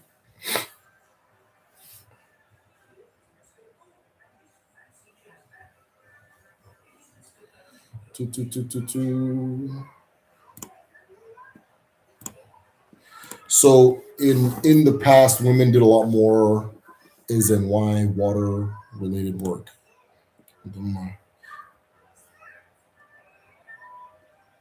Can you explain deeper on Ogwala? Ogwala.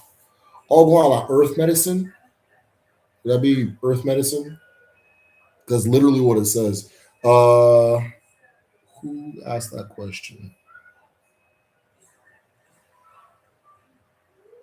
If you can answer me, do you mean earth medicine?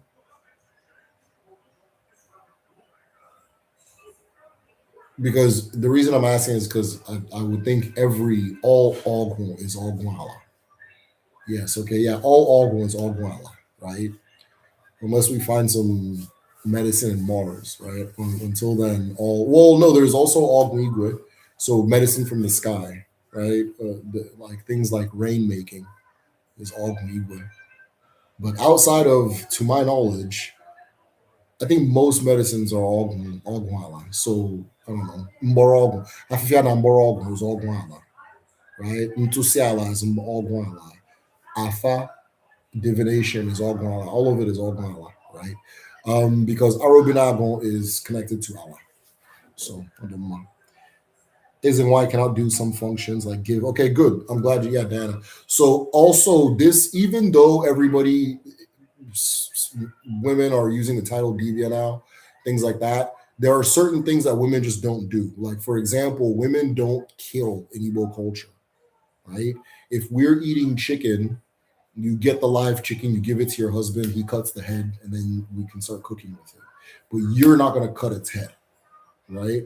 And therefore, like certain DBO work that requires sacrifice, you go get your husband to do that. You're not going to do it, right? Women don't kill in Igbo culture. Women don't take life in Igbo culture, right? So what's another one you just said? That was a really Diana. Thank you for that reminder. Or just certain things like that. So even though certain women answer the title Dibia, that's still a major no. Don't do that, right? That's still a major taboo, right? So I don't like the phrase taboo. So it's just you just don't do it, right? But yeah, women don't do sacrifice. I don't. Let me not say anything. Let me not say anything. But yeah, sacrifice is one of them.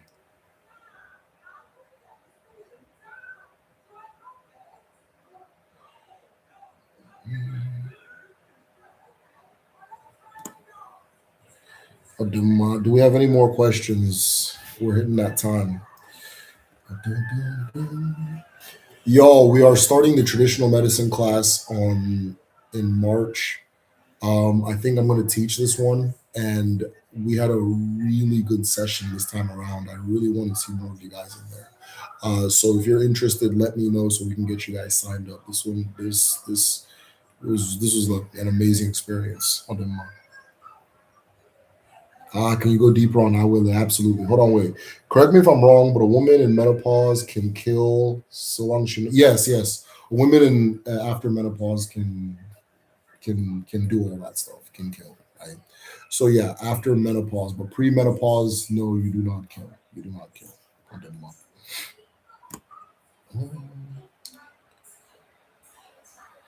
I saw Taoists throwing red and brown wooden half moon blocks for divination, and the blocks look like lobes of cola. So the I Ching, I Ching, which is Taoist divination based, is very Afa like.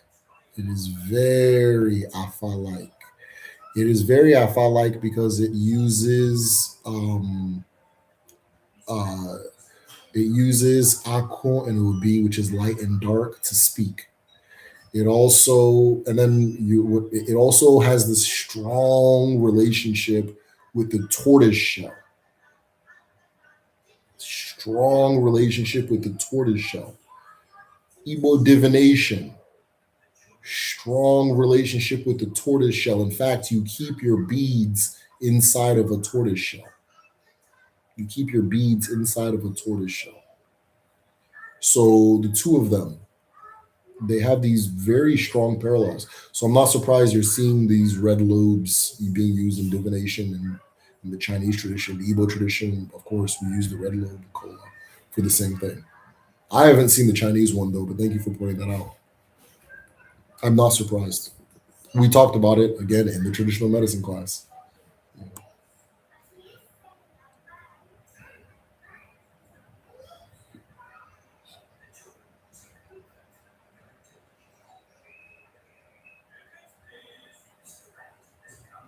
Makes sense. Women don't need to kill or sacrifice. We bleed with the moon. We embody the ritual connection. You say, oh yes. There's no male present. They also use sticks made from straw. Yes. Um, can you explain the dynamics between Chineke, good, evil spirits, and Odinala in a nutshell? Is there an equivalent for the devil? Okay, can you explain the dynamics in Chineke, good and evil spirits? There's no equivalent for the devil, right? There's no equivalent for the devil in Odinala. I think the reason I don't even think there's a devil in Christianity, honestly. If you really read and understand what's going on, I don't think there's a devil in Christianity. I don't other and it's definitely not one character. There's multiple characters that are adversarial to whatever, and they all get called the devil, right? But they're not the devil, right? The python or the snake in the it's a python, but the snake in the Garden of Eden gets called the devil based on what, right? There's a bunch of them, right? They get called the devil, and it's not based on anything. I think that if you have a belief system where God is all good, you have to create something that then explains bad, right? But we as Igbo people understand that whatever created the universe, whatever name you give it, it created everything. So the good things and the bad things. So you don't need a character that's all bad because you don't have a character that's all good, right? Chuku's not necessarily like your butler or your fire department, right? There's an ilu that says uh, when when a group of people are plotting against you, your chi is in attendance, right? And if their plan works, it's because your chi allowed it to work. You understand? So sometimes your chi is what you a Christian would call the devil. Sometimes it's what the Christian would call a God, right? But we understand that all of it comes together, good or bad. So we don't deal with what's good or what's bad. We deal with alignment. We deal with what has been agreed upon, and we deal with alignment and what has been agreed upon. We deal with akaraka, right? Destiny and what belongs to you and what does not belong to you. Once you start reaching for the things that don't belong to you, that's when you have issues. That's when you're out of alignment. Once you refuse what belongs to you, that's when you're out of alignment. That's when you have issues, right?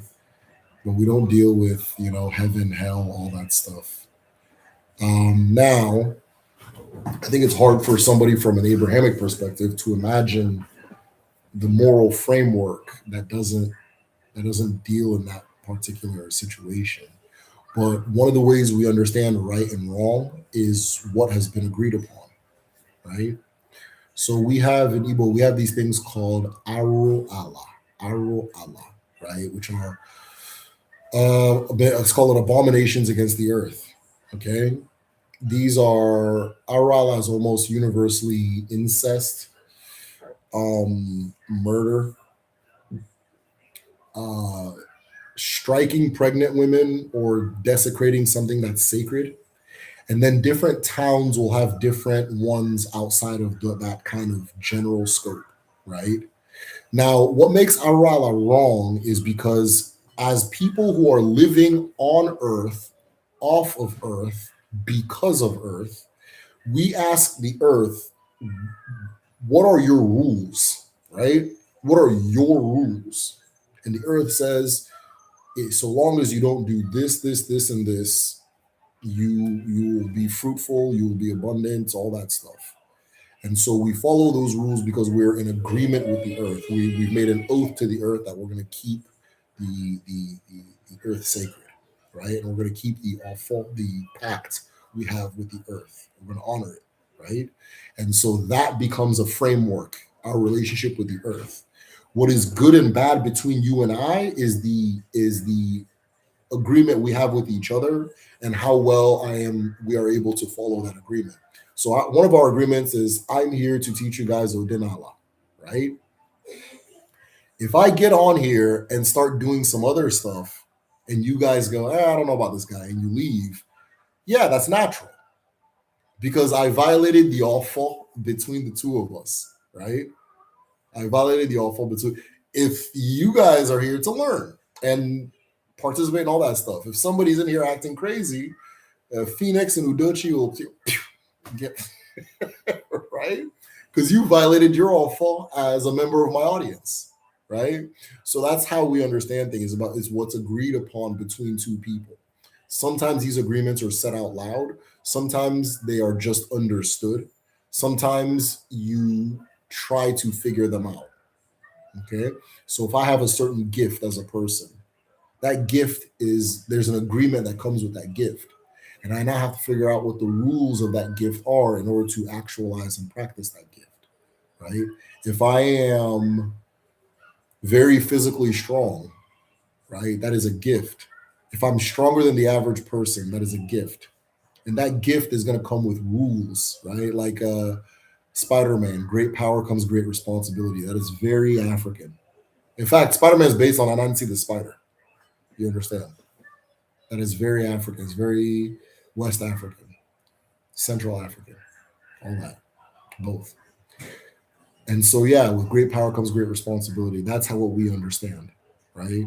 So if I'm a father, that's an agreement. That's a pact. That's a. If you can call me this thing, that thing also comes with its rules. Once I step outside of those rules, I'm not that thing anymore, right? I I can only by stepping outside of that, I can only destroy myself and the things that are tied to those rules, right? So we experience heaven and hell in real time as we're living right now, right? As we're living right now, based on what we're in alignment with. If you're aligned with hell, you will receive hell. If you're aligned with heaven, you receive heaven. That's really all it is. Alignment with what's right is alignment with what is true and been agreed upon and so forth.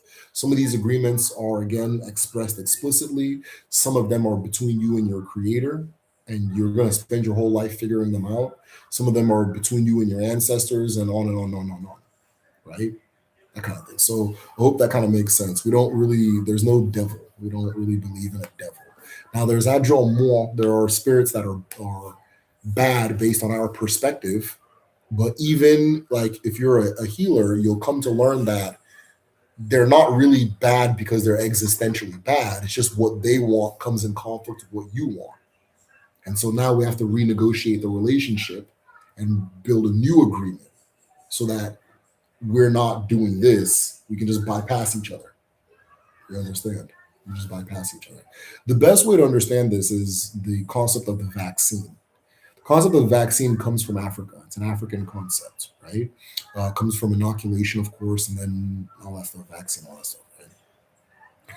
And what we used to do back in the day and today, or not everywhere, I mean, they don't, not super traditional place they do, is when a person was sick, they would cut the person open on their arm. They would take the person's blood and they would cut everybody in town or the family, and they would they would mix that sick person's blood with your blood. If they were sick with something that was like viral, with like not just like regular or live malaria, all that stuff. They would mix your blood with that bad blood, right? When a newborn, there was a pot they would keep by the side of a house, and it would collect rainwater, and you'd never wash it. You just let it sit outside. And when a newborn baby was born, they'd make the baby drink the water, that nasty water, right? And what that does is all of the viruses and the bacteria that exist in that environment, and all the viruses and bacteria that are afflicting the people in your community, you now take them in, right? And by taking them in at that age, when you have all the stem cells and blah, blah, blah, you now build what we're now calling immunity for them, right? Now, as they become vaccines, we come to learn that your immunity to them protects you from other strains, right? So the virus was never seen as a bad thing. We just know that it wants to occupy the human body, right? But in its occupying the human body, it causes all this destruction. So the new negotiation is okay, fine, you can occupy the human body, but you can't destroy. In fact, you have to protect me, right? And today we call it vaccines and shit. I made a video on it. But that's very much how we understand good and evil. It's your relationship with the concept, right? Somebody asked me on Instagram one time, like, oh, that somebody is saying that they said that they're calling the masquerades demonic. They're saying that some of these masquerades are demonic. Can you go correct them? I said, no, some of them are demons.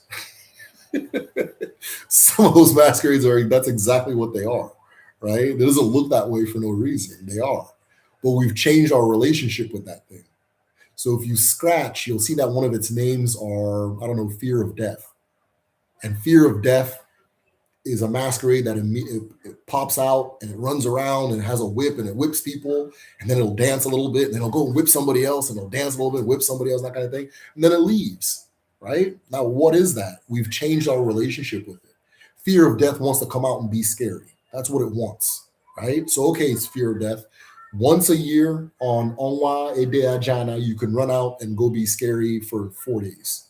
And then but your scariness is going to be entertaining, right? You're going to be an entertainer for us now. We've taken the fear of death, and now you are our entertainment. You are no longer our master. You're no longer our obstacle. You're no longer our adversary. You're entertainment. Then after you do your show, you got to go back and leave us alone for the rest of the year. You've gotten your piece. You understand, right? So all of those different things, that's the relationship. It's less simple than this one's good, this one's bad, right? It's more so, what do you want? What do I want? Okay, there's a clash. Let's fix that clash, right?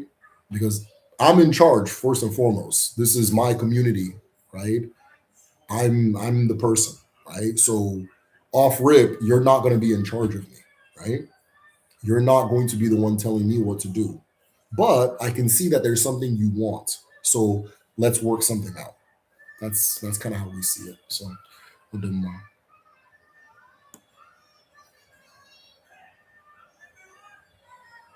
Hold on. Please make class after 5 p.m. That's a good suggestion. I'll consider it. If we as humans can only control certain parts of our body, breathing, beings, what consciousness control the majority? Yo, Ifa, listen. That thought keeps me up at night. That thought keeps me up at night, right? Because right now, there is something reading the DNA in my cells. And I have no control of it. I have no awareness. I will never be able to control that thing, to my knowledge, right? But it's doing it. What is that? Right? There's something making my liver be a liver. There's something making my heart be a heart. If you really think about it, I'm really a world of all these different things doing their whole city of a bunch of things doing their own thing. And they're being controlled by something other than myself. In fact, if you really think about it, the only thing your consciousness actually controls, the only thing your mind actually controls are your tendons and ligaments, your muscles, your tendons, and your ligaments. That is it. That is the only thing it controls. It controls nothing else. Your muscles, your tendons, and your ligaments. Right? If my earlobe wants to grow a little bit longer, I can't call it. Right? I can't control my hair growth. I don't tell it what to do. It just does its own thing. You understand? It's just your muscles, your tendon. You're not the one telling your heart what to do. Your heart's telling you what to do. You understand? You're not telling your skin what to do. You're not telling any part of your body what to do. You can suggest, even your mind. Even your mind. You ever think about thinking? You ever think about thinking?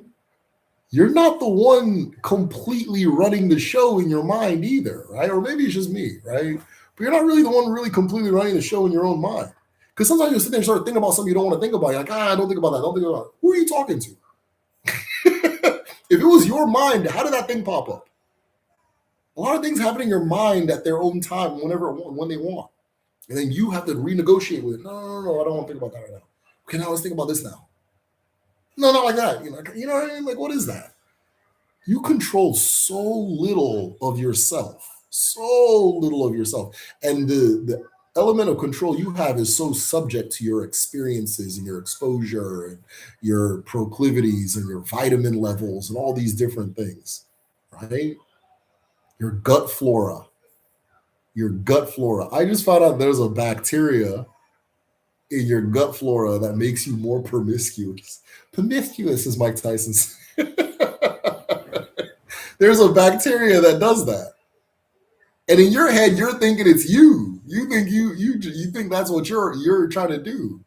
But no, it's B15 pylori or something. I don't know. I'm making up a name. But there's like I was looking at different bacteria in the gut and what they make you do and things like that. And some of them make you more aggressive. Some of them make you more prone to eating sugar. Some of them, and you're here thinking, "Oh, I want to eat candy." No, that's not you. You understand? But it is you. There's an ilu that says, a worm that no, a maggot that falls in fish soup is fish soup, right? So it's you. It's in you now. It's you, and it has say. It has say as to what this is doing or what this is doing, right? You don't tell your heart what to do. You can try. You can train yourself diligently and get better at influencing it, but you don't tell it what to do, right? So yeah, I think about all the time. You know that there's a lot more to consciousness than we give it credit, right? And we see it every day, and it's not simple at all. It's not a brain controlling things. I think your brain can suggest. That's really all it can do. Um,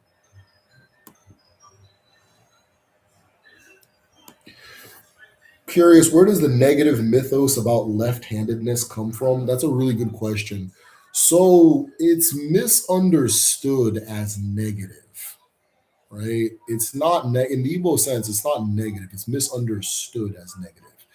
The idea is that your left hand deals with spirit. Your right hand deals with mada, with the world, people. More or ekbe. Ekbe is another. The left hand in Igbo is called akekbe. I even feel awkward holding my left hand. Show me guys my left hand. The left hand is called akekbe. The right hand is called akanri. Right? Ekbe is like a ghost, a spirit. Right? Unri is like food, your food hand, right? And the like a lot of rituals, you'll do things with your left hand. You'll use your left hand to do some certain rituals. So when you start using your left hand to deal with humans, it's like, yo, what are you trying to say? Get that juju hand away from me, right? Or maybe you're trying to imply that the person's already dead or something, like they're a spirit or something, right? So you use your left hand. That's the big idea. Is left hand is for spirit, right hand is whatever. But the Ilu says the right hand washes the right hand washes the left hand washes the right hand. So none of them are really bad, right? It's just people don't want to be dealt with your spirit hand. It's a little much, right? You're gonna see a bunch of bullshit too online about how people use the left hand to wipe their ass. Like I don't know, maybe they do it in the Middle East. I can see them doing that in the Middle East, right? Because that's what they said it came. That's what I read. They cited. I'm like, okay, I can see that, but if you say so, let me not say I can see that. If you say so, sure, but that's not why we're doing it over here, right? Your left hand. That's why, like in hoodoo, it's called the left hand path. The spirit work is called the left hand path, right? But you know how people get spooky about spiritual stuff, right? So they don't want you using your juju hand to hand them food. You know?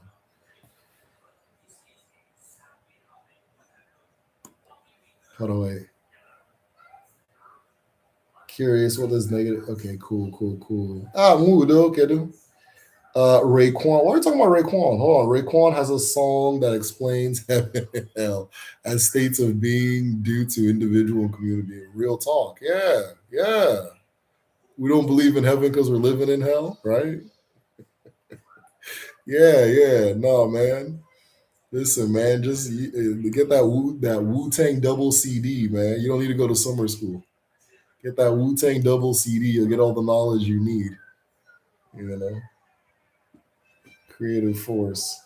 Uh, my thoughts are that everything in your body got a chi. Yes, I agree. Or consciousness and this amalgam of the parts that make you who you are. Exactly. I agree. Yeah. Flex on all that. Yeah, 100%. 100%. Fire. Fire. Is there a universal right and wrong? Good question.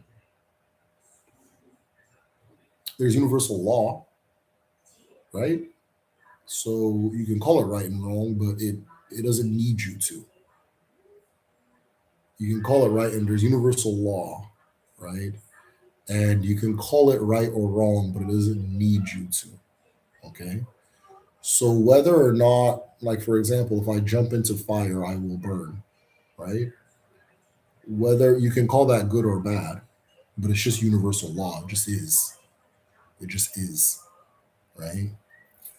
If I jump into fire, I'll burn. If I end up in outer space, I won't be able to breathe. You can call it good or bad, but it just is. Okay. So what we're doing is trying to figure out what is. You understand, right? Um, but as far as for human beings, Aru Allah, the violations against Allah, so long as you're standing on earth, right? The things that are Aru are Aru.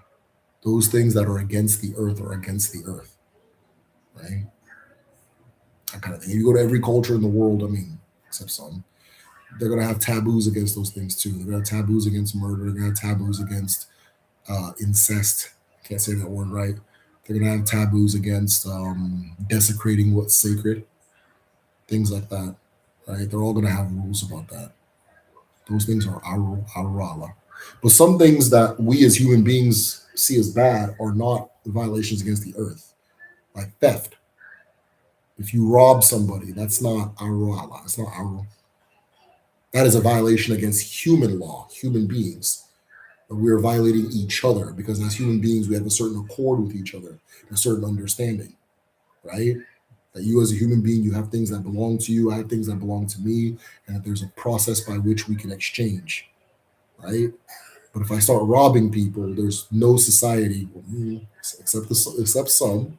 There's no real society. There's no real society where you can do that, right? So there are some universals, but universal is also subjective, right? There are laws that are universal to human interaction. There are laws that are universal because they are Earth's laws and we're on the Earth, right? And there are laws that are universal because they govern the universe. We can call them the laws of physics, and we can call them Odinala, right? Or maybe Odinoa.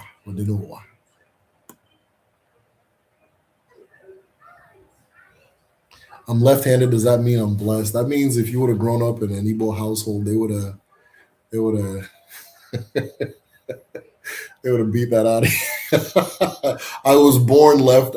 I think I was born ambidextrous. I was born ambidextrous, but I was made to use my right hand. I got in trouble in school in Nigeria for using my left hand. I would just pick whichever hand I wanted to do it with, and then now I'm right-handed. But my sister says my handwriting is really bad, and she thinks it's because I'm supposed to be writing with my left hand, but I never trained my left hand. So, but that was something I used to get in trouble for when I was younger, was writing using my left hand for stuff. You know, so I don't know if it means somebody's blessed or not, but etiquette wise, I guess it's improper. So I didn't know. They've done studies on people that are left-handed, though. A lot of interesting things. I'm left-handed too. I bet I'm willing to bet everybody here, not everybody, but a disproportionately high amount of people here are probably left-handed, right? I think when you get into these spiritual circles and you're talking spirituality, I think you're going to encounter a disproportionately high amount of left-handed or ambidextrous people. I don't think it's a coincidence, right? I draw left-handed. Nuns hated me in school. Okay, you went to Catholic school. It's funny. My mom did not let them force me, but I was taught to with my right hand. Yeah. Did Umunsi assist in establishing Odinala? Yeah, Umunsi gave us the foundation, right? We're also the descendants of Umunsi, right? I don't want people to think that Umunsi are different from us. Those are our ancestors as well. When Ndi Igbo, when Ndi Odinala, like practitioners say, they'll use the phrase Ndi Mbu na Ndi Egede. Ndi Mbu na Ndi Egede. Some say that the Mbu are the Umunsi, and the Egede were the others, right? Some people say the Ndimbu or something else too, so it's all theory. But yeah, they gave the foundation. You asked about, I think you asked about Ogwala. All of the Ogwala comes from Umunsi. All of the Ogwala comes from Umunsi. So on them, I have a mean left jab. That's about it. My left hand is so weak. My left hand is so weak. You understand? I would never be able to. You know what I mean? You understand? I have a very weak left hand. All right, let me see if I missed any. You guys are cooking. Maybe it's the hiatus.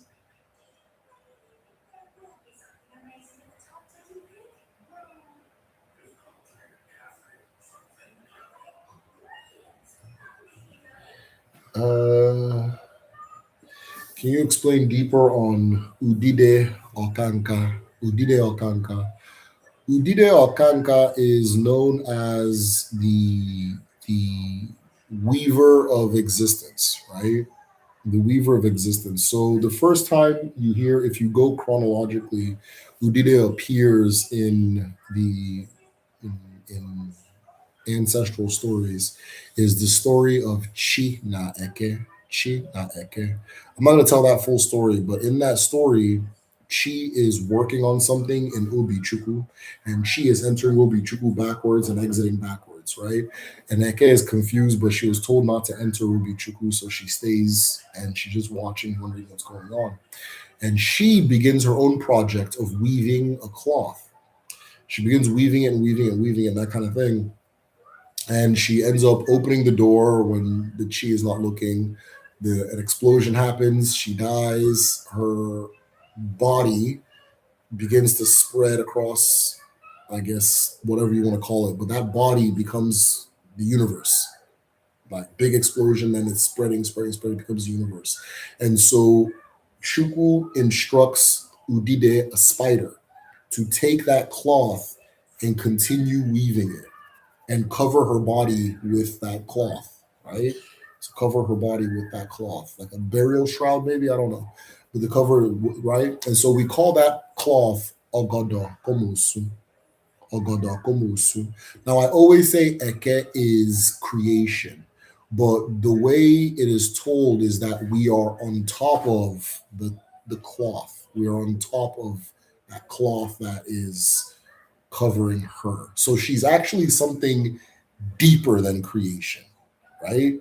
She is creation and the cloth is a part of her, but she's also something beyond creation, right? She's deeper than creation, right? And so, as Udide Okanka is that weaver of the cloth. Now, it was actually somebody in the village, our Patreon community, that figured this out. I didn't know this. And I looked into it, and the person was correct.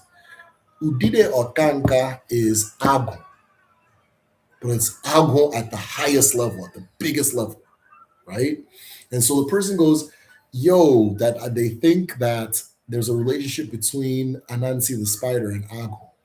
And I go, okay, well, why do you say that? And they're explaining that, um, that they play very similar roles in their cosmologies. But that one of the things about, if you look at Agu is, when you carve Agu, right? Two things. Agu figurines are always carved with little detail, right? In contrast, Nemiri, you're going to see the python and the hair and the colors and all this stuff. But the Agu ones are always very simple, right? And Agu is going to be one body and another body, and they're back to back with each other, right? They're facing back to back. And so it's got two heads, four hands, four legs. But if you like hold that figure far apart, it's a spider. You understand? It's a spider. And those are actually the legs of a spider, and the two heads are like the pincers. And so the person said, I was like, what? They start going to all these stories. Like, Chuku always gives Agon a job. Chuku always, anytime that something needs to be done, Agon, I need you to do this. Even in the process of carnation, your Agon is the one that has the purpose. And then the Agon is also the healing mechanism of the universe, of the earth, of a community, which is the Dibia, of the individual, right? And so I was like, oh, this person's right. They're correct. So Udine Okanka is Agon at its highest universal level. But Udine Okanka is the master weaver. So Udine is weaving creation, weaving creation. And the spider web is also very interesting on a geometric level. Because if you look at Odinala, I use this analogy in one of my videos. I think it's the Abara Explain video, where if you look at a spider web, it is a bunch of, I think the phrase is concentric circles. So a circle in a circle in a circle in a circle in a circle, right? And then it's got these spokes coming out from the center, these spokes. That pattern will help you understand Odinala as a whole, right? Because Odinala is based on fractals. Is based on fractals. So the way I said Udide Okanka is Agon at its highest level. Let's just say that let's say that the circles of a spider's web are like levels. Let's call them levels. And let's say the spokes are forces. Okay. So one level is Obichuku, the source where everything comes from. That original stage that creation plays out at is Obichuku, right? And then you have a spoke that touches Obichuku, maybe it's going west, and it touches it west. And then the next level, let's call it Uwa, right? Let's call it or Allah, right? So that Udide Okanka is a spoke, it's a force that is touching all these different levels. On level one is in Obichuku, it is Udide Okanka, you understand. On the level of nature, it is Arobinago. On the level of the community, the human community, this is another circle, right? On the level of the community, it's the Dibia. It's the Dibia. On the level of animals, right? Let's say of mammals, it's the dog. On the level of reptiles, it's the tortoise. On the level of you as an individual, it's your own personal Agon, right? So it's that same force just touching all these different circles. And that's how it works. So that's why, so people ask me like, how many Abara are there? I was like, it's kind of infinite because it's the same force touching, remanifesting itself on all these different levels. You understand? And because we understand one circle and the forces there, we can see the rest of them. We can predict the rest of them. We know where this is going, that kind of thing. So Udide Okanka is to be studied. And once you understand Udide, the spider web, and all that stuff, it helps make sense out of a lot of things. Good, thanks for that question. That was a good one. Okay, let me see if I miss any questions. Oh, damn, I gotta be going. Left jab are there. Okay. Yo, you guys are on fire tonight.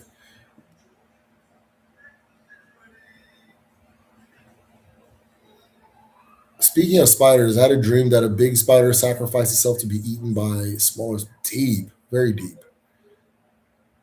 Agwan's in the mind of God, yes. The mind of truth, yes, yes, yes.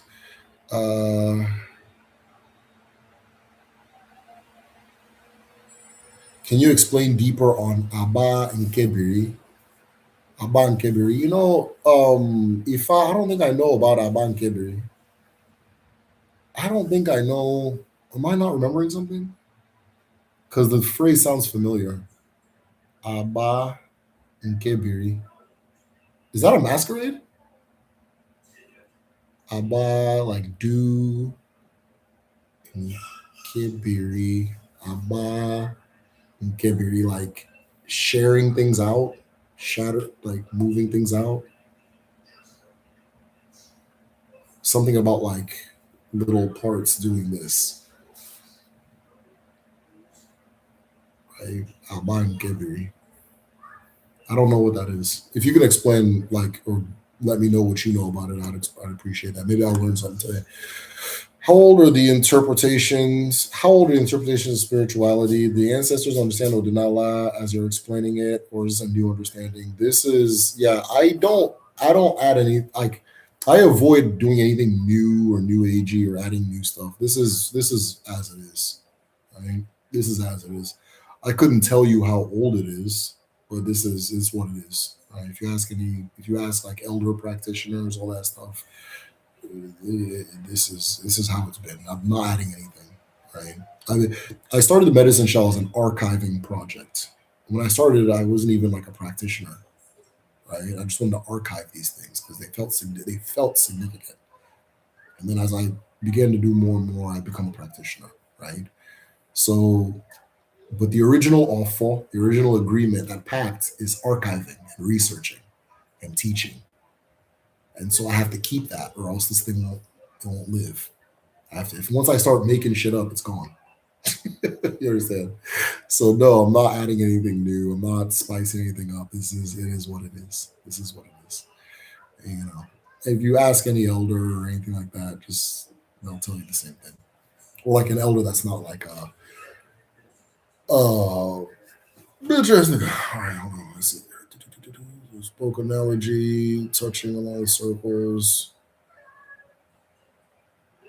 Ah, that's dope. Good morning to the strings that ties. He said. That's dope.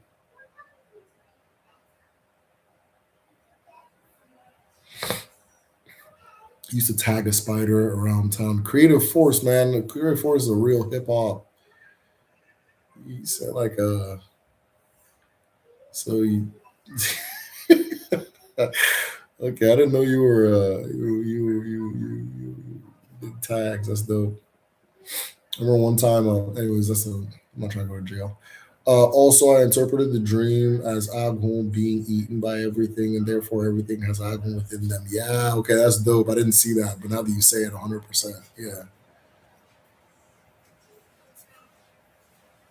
Well, then my big spider gave another, well, then my mother of the universe vibes. He said, what are you doing? Did you take a shower? Go to, you gotta go to bed. Is your mom home? Really? Okay. Hope she's okay. Not as deep. Is there any aesthetic concept in Odinala like there are in Buddhism? Atheistic concepts. Yeah. So the way Odinala works is if you don't, there's no compulsion of belief, right? There's no compulsion of belief. So some people like our answer, like for example, now some in the past, some people didn't deal with like chuku and things like that. You understand? I don't know if it's a matter of they don't believe in or whatever, but there's no compulsion of belief. If that doesn't make sense to you, you don't have to like if believing is not going to send you to like Odinala heaven. You know what I mean? So there's really no compulsion of belief. Some people believe certain things, some people don't believe others. Um, for example, right, there's this really good video online. I think it's talking about like a book or something, but they're asking these three elder men when they do their prayers, what sequence do they say?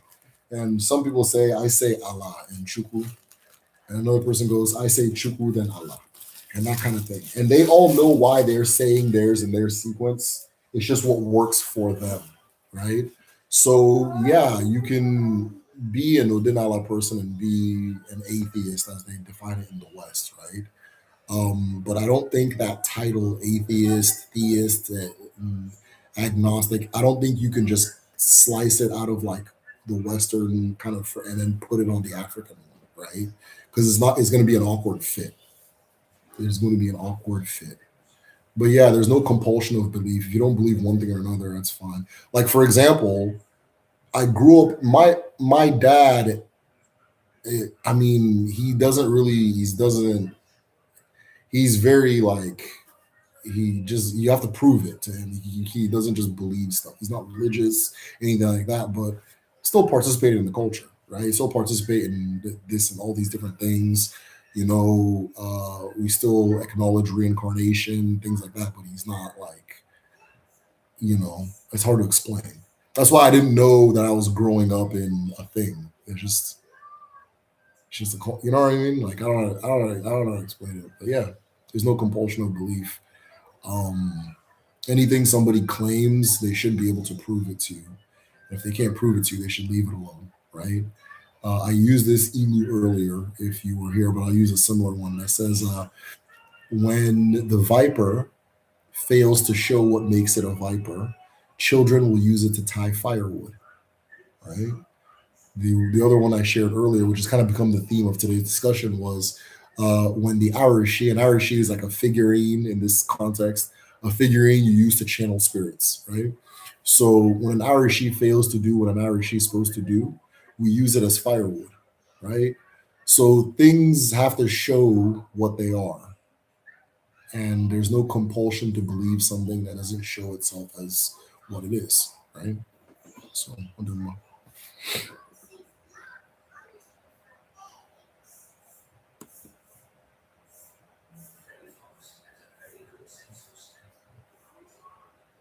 actually, the abstract part, Odinala. Can you, man? If I, damn, if I can I breathe, man? What's going? Why are you trying to kill me up here, man? With these damn questions.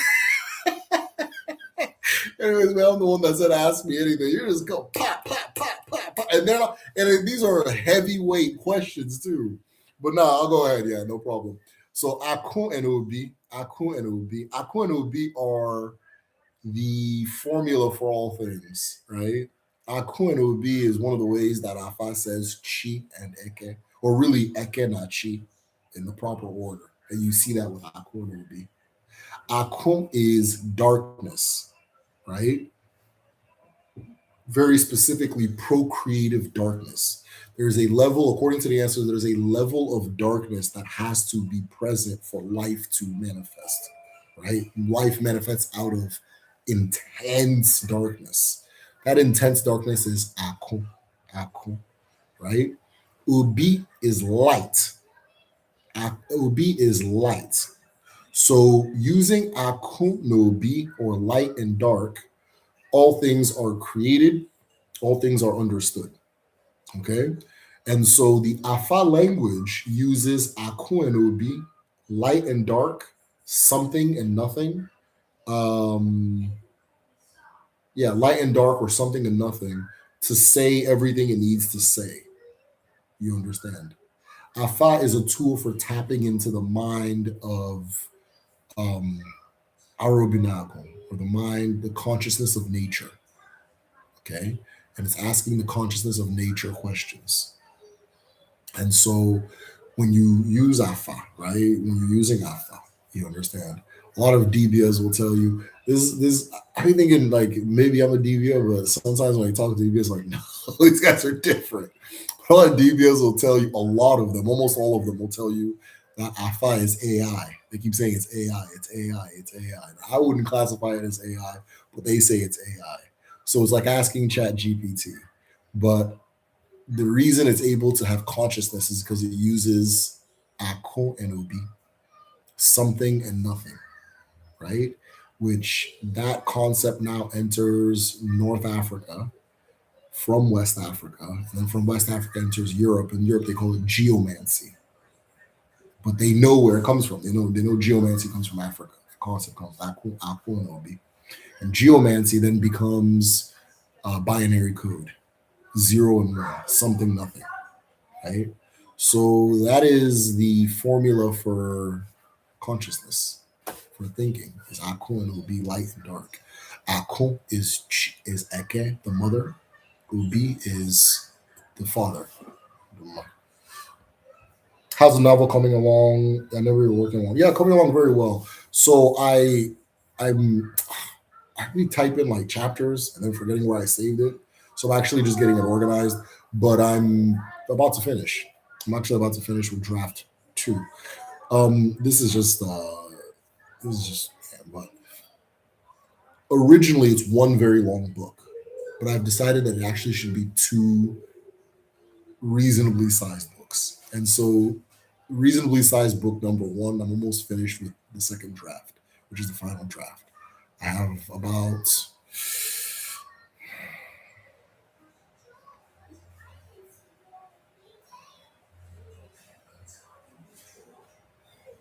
maybe 5-ish scenes to edit, and then I'll start looking for a publisher.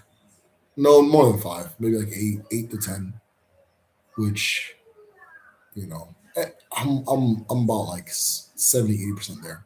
That's why I'm looking for a publisher. Ancestral intelligence, 100%, yeah, 100%. But the priests are born, not made. He said, okay.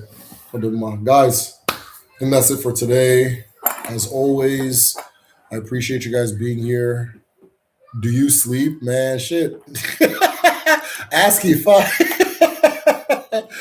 do I sleep with these questions? No, I'm just playing.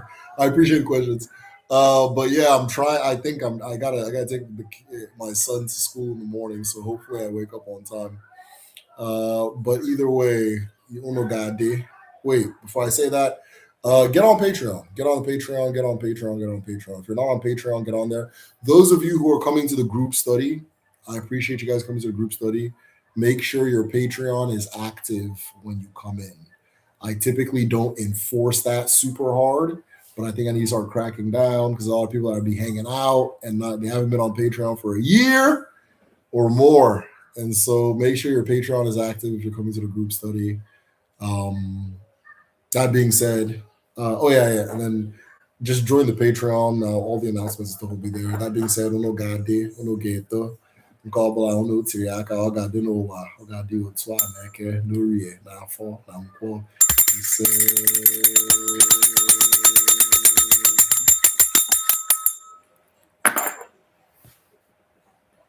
Okay, me and my twin player on joining. I'm gonna pin that to the top. Actually, maybe not pin it to the top. All right, Ifa, you need to join with all these damn questions you're asking. All right, Jashika, take care.